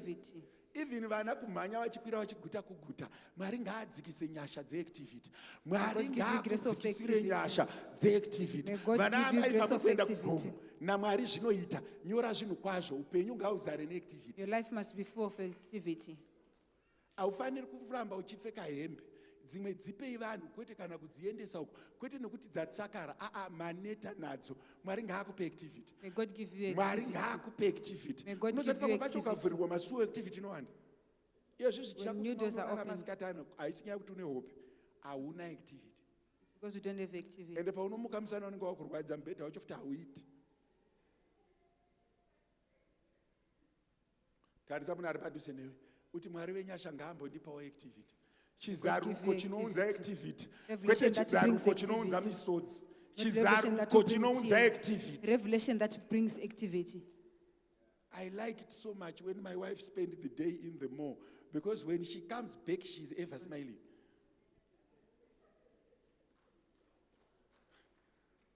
Vangani venyu vanyabadza vakaswera mumba nemumonde papi pazvinonakidza. Vakaswera kumo zvinonakidza. Ende vanobva vabika zvakanaka. Because mumoyo mumano vachitenga unozoti iwe unoita poto chai, spoon yako chai haina activity. Inoisa maspice haina because unongoisa sauti chete. Unoomesera nemaspoon chaiwemba.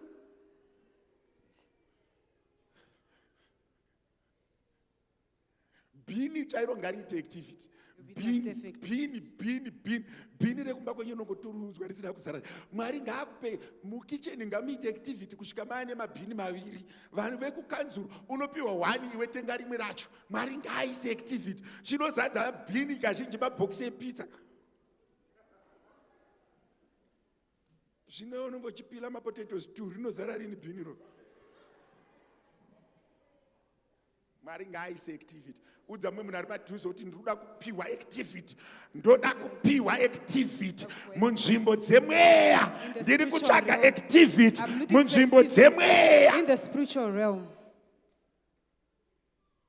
Kana uine saluni, if you have a kana salon, uine kambani, if you have a kana company, uine musika, if you have a, ngamuve neactivity. there must be an activity. Vanhu ngavakumirirewo usati wapedza. People must wait Ndiri for you. kukurumidza asikana, You ndiri say, kuita zviite. Rega vanhu ngavakumirire usamirire vanhu. Ngapave neactivity. There must be an activity. Even bathroom renyu ngarive neactivity.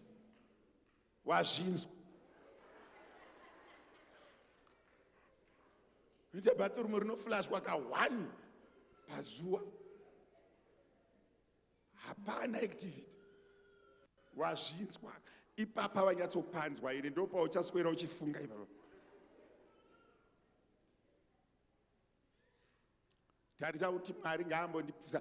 Unoona kachizaruko sokuti ungovhuriwa so. Chinhu chandiri kunyanya kukumbira chive neactivity chinokondora zvimwe zvese ibank account. Vana baba nana mai mabank accounts ngaaite activity. Handidi munhu anoprinda 1 page statement. Prinda zvekuti ukanzi utipo 3 months statement unouya nebhuku so ndoramuri kuda here.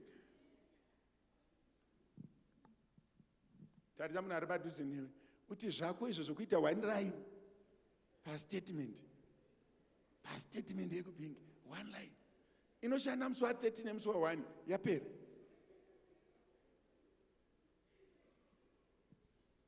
Ngotarisana Mwari iwewe sei uri kuramwa, hausi kufara pandiri kuti zarurirwa kubank account, but uri kufara kuzarurirwa kunzi mainhingi warohwa unodyei. Munoziva kuti revelation neinformation yatinayo zhinji yacho haisi kutibatsira. Munoziva zvandodai zhinji yacho haisi kudi. Pano mumwe munhu akanditumira document, someone sent me a document 5 pages achida kuti ndiverenge zviruda kuitika paZANU PF Congress. Guys, I will not read that. Why should I read 5 pages of things that I cannot control? And when I know it, what do I change?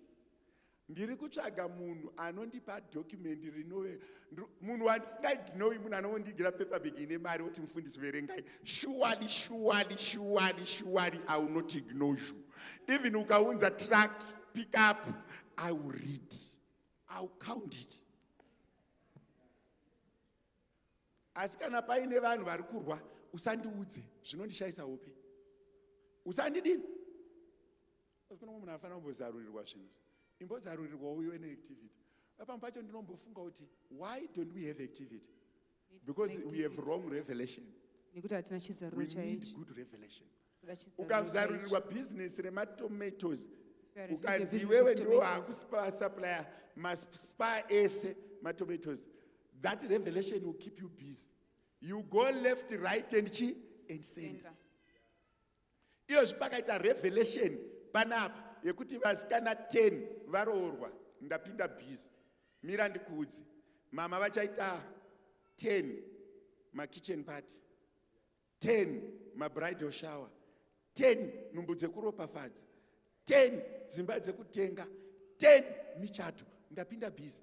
Even nemasuta angu anotanga kuchinja frequency yekuenda kudry clean. Nemavhiri angu emota anotendererawo kakadini kakawanda. Imboitirwa activity inokonzeresa guta rese kuti rive neactivity. Imbowanirwa nyasha. Mai vako vanopururudza. Anditika pamba penyuwo panombokweshwa madziro. Because pakuya vaenzi. Chimwe chinotadzisa vanhu kutsvaira inyaya yekuti hapana activity. Kana pakuya vaenzi panotsvairwa. Vafana vasati varoora. Hello. Zuva raunorora ambuya wako vanoita kunge chimbwa mupengo.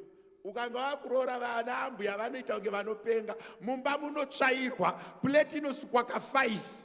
Kuti mukwasha asvike pakadi pakachena. Chimbokonzeresa activity. Mbodza umwe munhu kuti Mwari ndipfeke iwe nenyasha dzekukonzeresa activity. Kumberi, kumashure, kumusoro. I just want to cause activity. Mwari ndiropafadzei. Ukaita mari unobva waenda kumashopu wakirieta employment. Ukaita mari chaiyo unoita basa even rekutoudza mai kuti waita mari. Imboitirwa nyasha dzeactivity masikati ano. Mwari ngavaise nyasha. Chizaruko utaure. Peter akati pamusoro peruwaro ndichavaka kereke yangu. Achiudzwa pakangodzwa rona naJesu. Peter ndiye akabva atotanga kuporesa vanhu. Nehendikachifi yaPeter yakatanga kuporesa vanhu. Nemvuri waPeter vakatanga kuporesa vanhu. Nevanhu vakatanga kuteera Peter. That revelation created a multitude of activities. Imbozarurirwa revelation inovhura masuru. Unoziva kuti ukati uda kuchata neve mabhazi, neve ndege, neve makeke, neve masutu, neve makuwa, vese vane activity. Nevaroi vane chi? Chinokutadzisa kuroiwa iwewe inyaya yekuti hausati wakuroyeka. Saka varoi havatambisi mushonga. Asi kana varoiwa vakunde pakuroya pacho. Roya nai. Usaroiwa wakanyarara. Kuroiwa mazwi. Ngotaura kuti ndiri kutaura zita raFarai.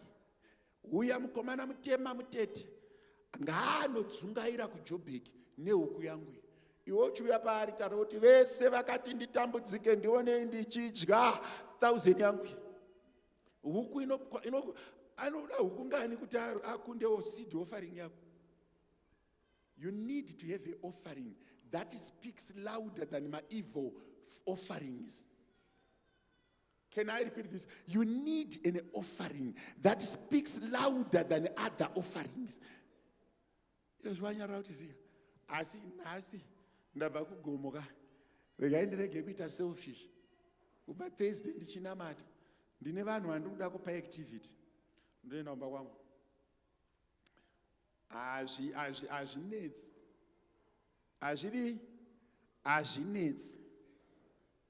Azvinetsi zvinoita. Ndoda kuti uwanirwe activity munzvimbo dzemweya yakafanana neyaPeter yekuti paakangobvotomoka achingopedza kuti Mwari wenyu achava Mwari wangu. Mwari vakamukonekta naBhoazi. Mwari vakamuita zvakawanda. Iwewe masikati ano pane chinofanira kuitwa naMwari muupenyu hwako.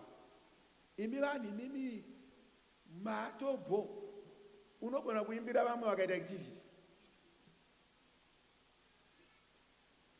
Unoziva kuti vinhu vanogeza musana wangu unorwadza kukotama mirai. Ndakakotama nguva yakareba ndichipfugama ndichinamata. Kune mumwe munhu anofanira kungoti Mwari ndizarurirei iwo. kwete nyaya dzevanhu. Ingondizarurirawo zvangu. All right.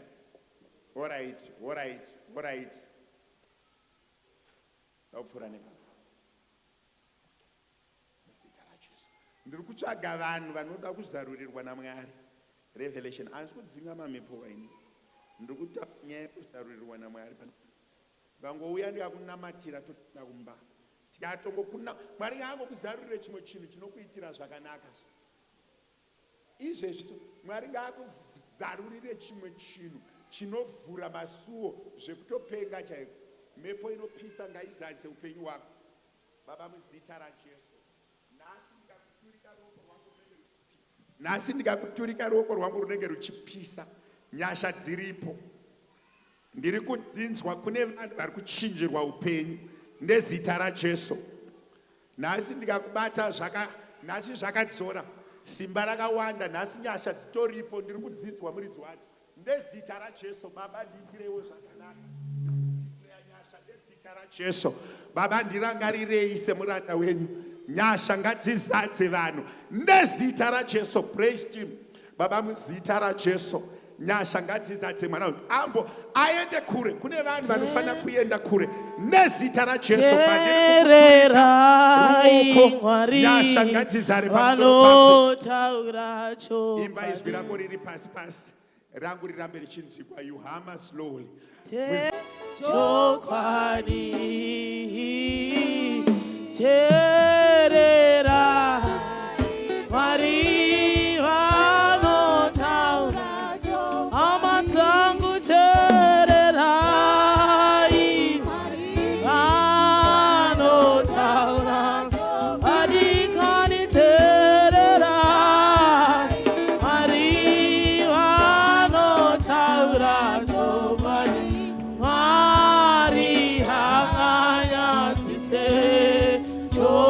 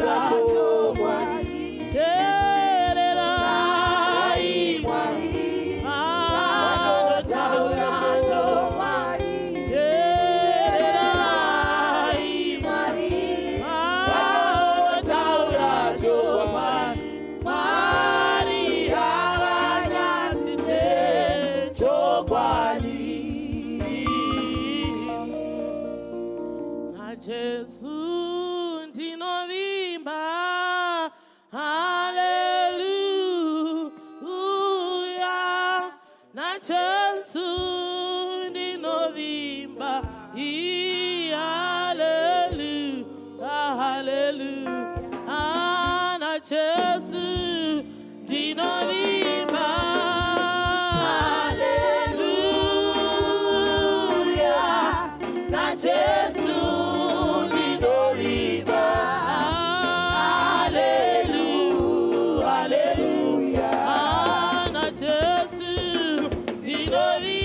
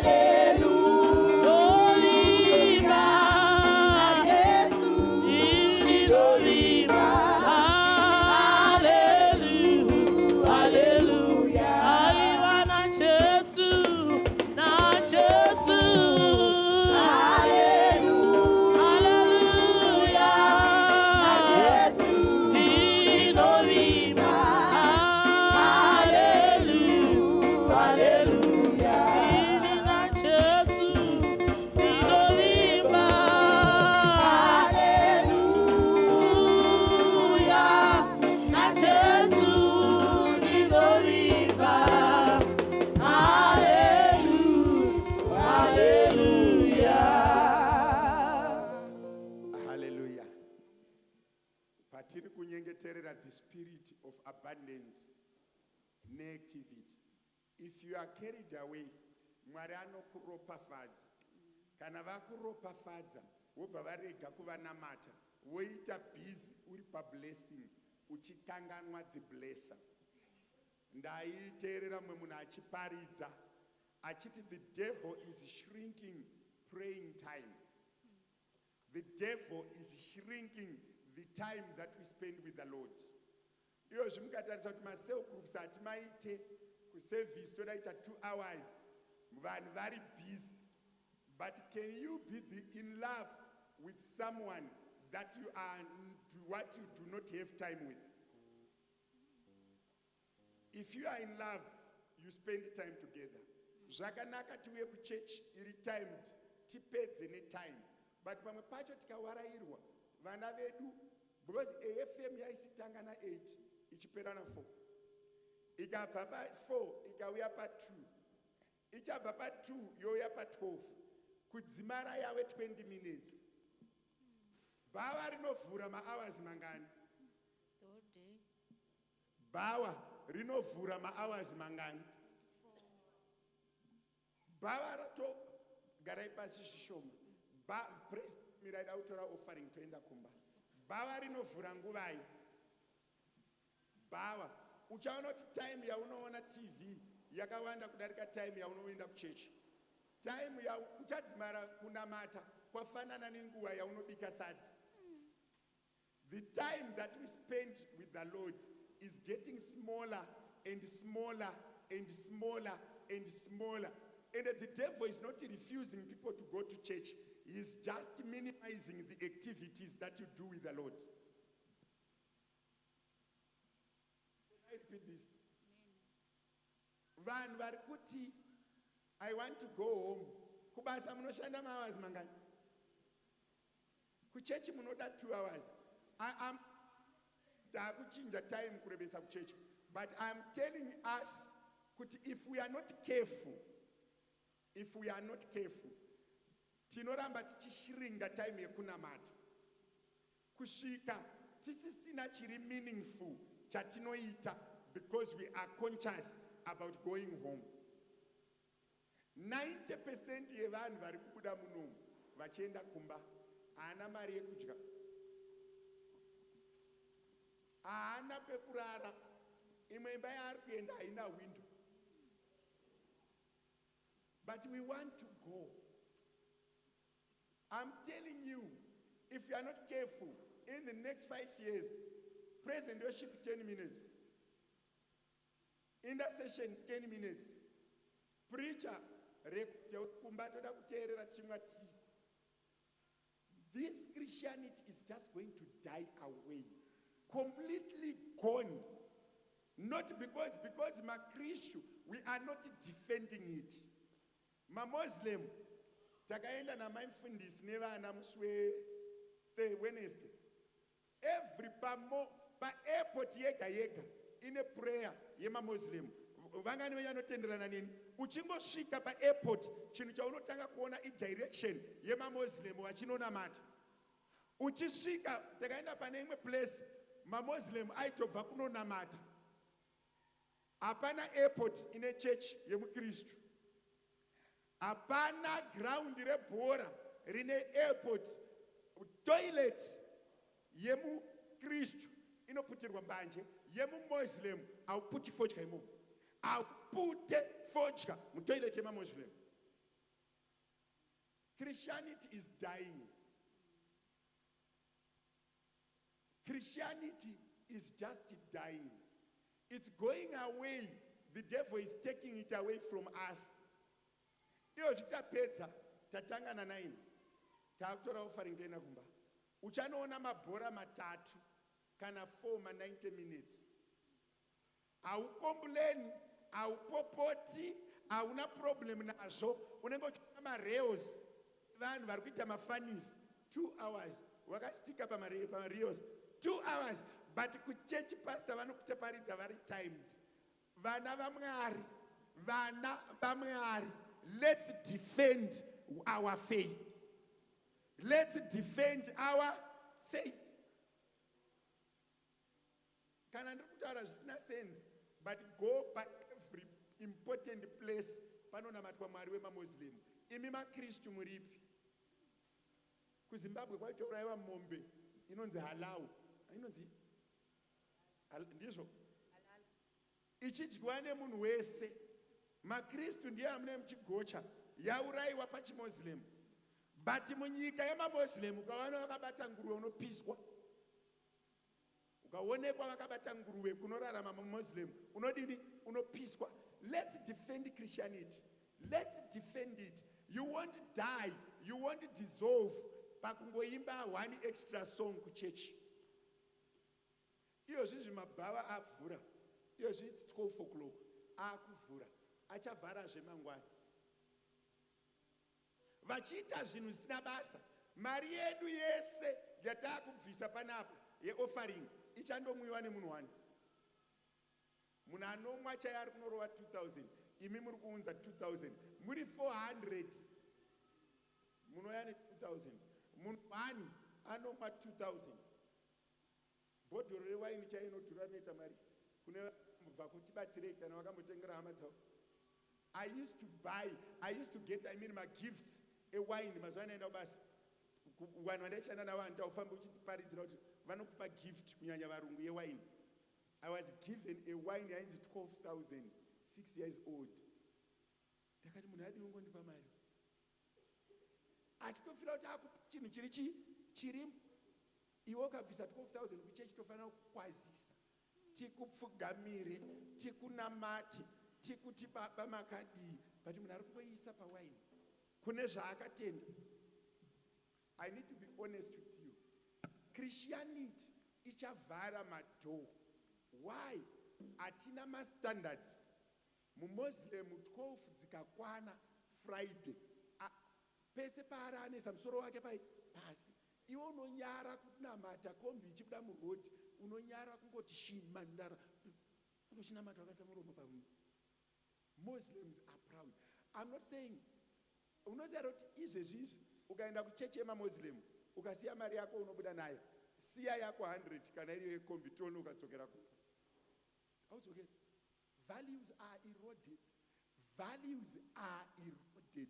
Christianity, we need to defend the Christianity. We need to defend the Christianity. I have never ever heard any Muslim pastor, I have the newspaper, not even one. Kurota hakuna ma issues.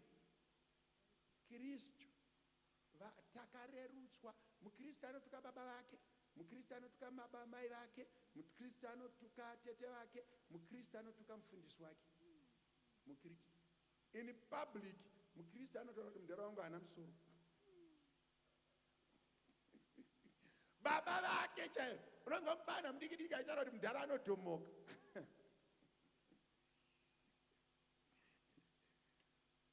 We need to defend Christianity.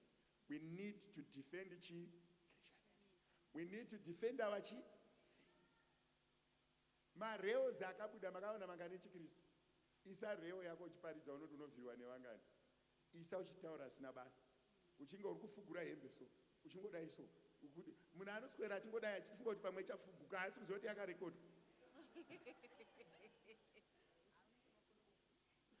Isa pa status, isa vhesi, unoti unovhiwa nevangani. Isa status wakadai, unoti unovhiwa nevangani. The world is going the opposite. The world is going where? The opposite. Iyo zvinhu zvawakaita zvirumbuka isa pa status hationi. Siya guvhu rese panze nemakumbo panze.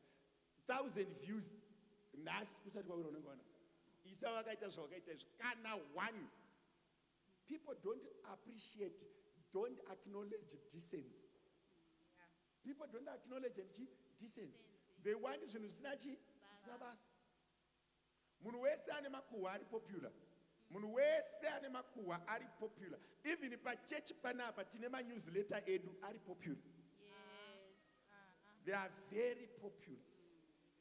But vasikana ngatimbotsanyai mwana unonzi iwe hausi mufundisi wangu. I'm just saying, let's defend this Christianity. I get pa airport pambacho ndosvika ndine 2 hours. Apana prayer room for Christians. Apana prayer. asi pekufutira fodya paripo, kune smoking area. PaAirport pane bhawa, PaAirport pane cheche maMuslim, chisipo chete ndeye muKristu. Maimbozvifungawo izvo? Izvozvizvi hakuna even vanoridza vachibva pano vakatawana kubhawa kunoridzwa vanoenda vachida mari because isati goni kuvapa because hamubvisi. But kubhawa vanopiwa because chidhakwa chine chatenga doro re2000.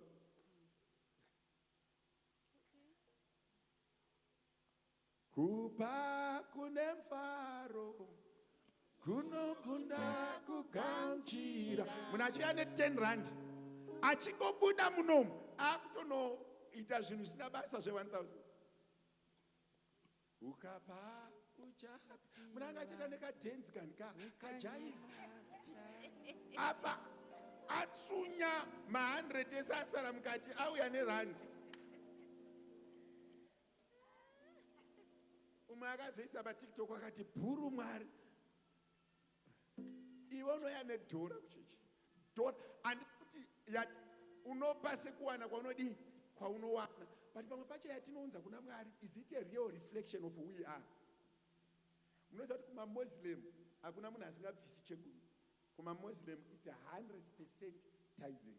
Kana chitori kumaArab country chegumi chako vanogara vatora vega, unotopiwa pasisina.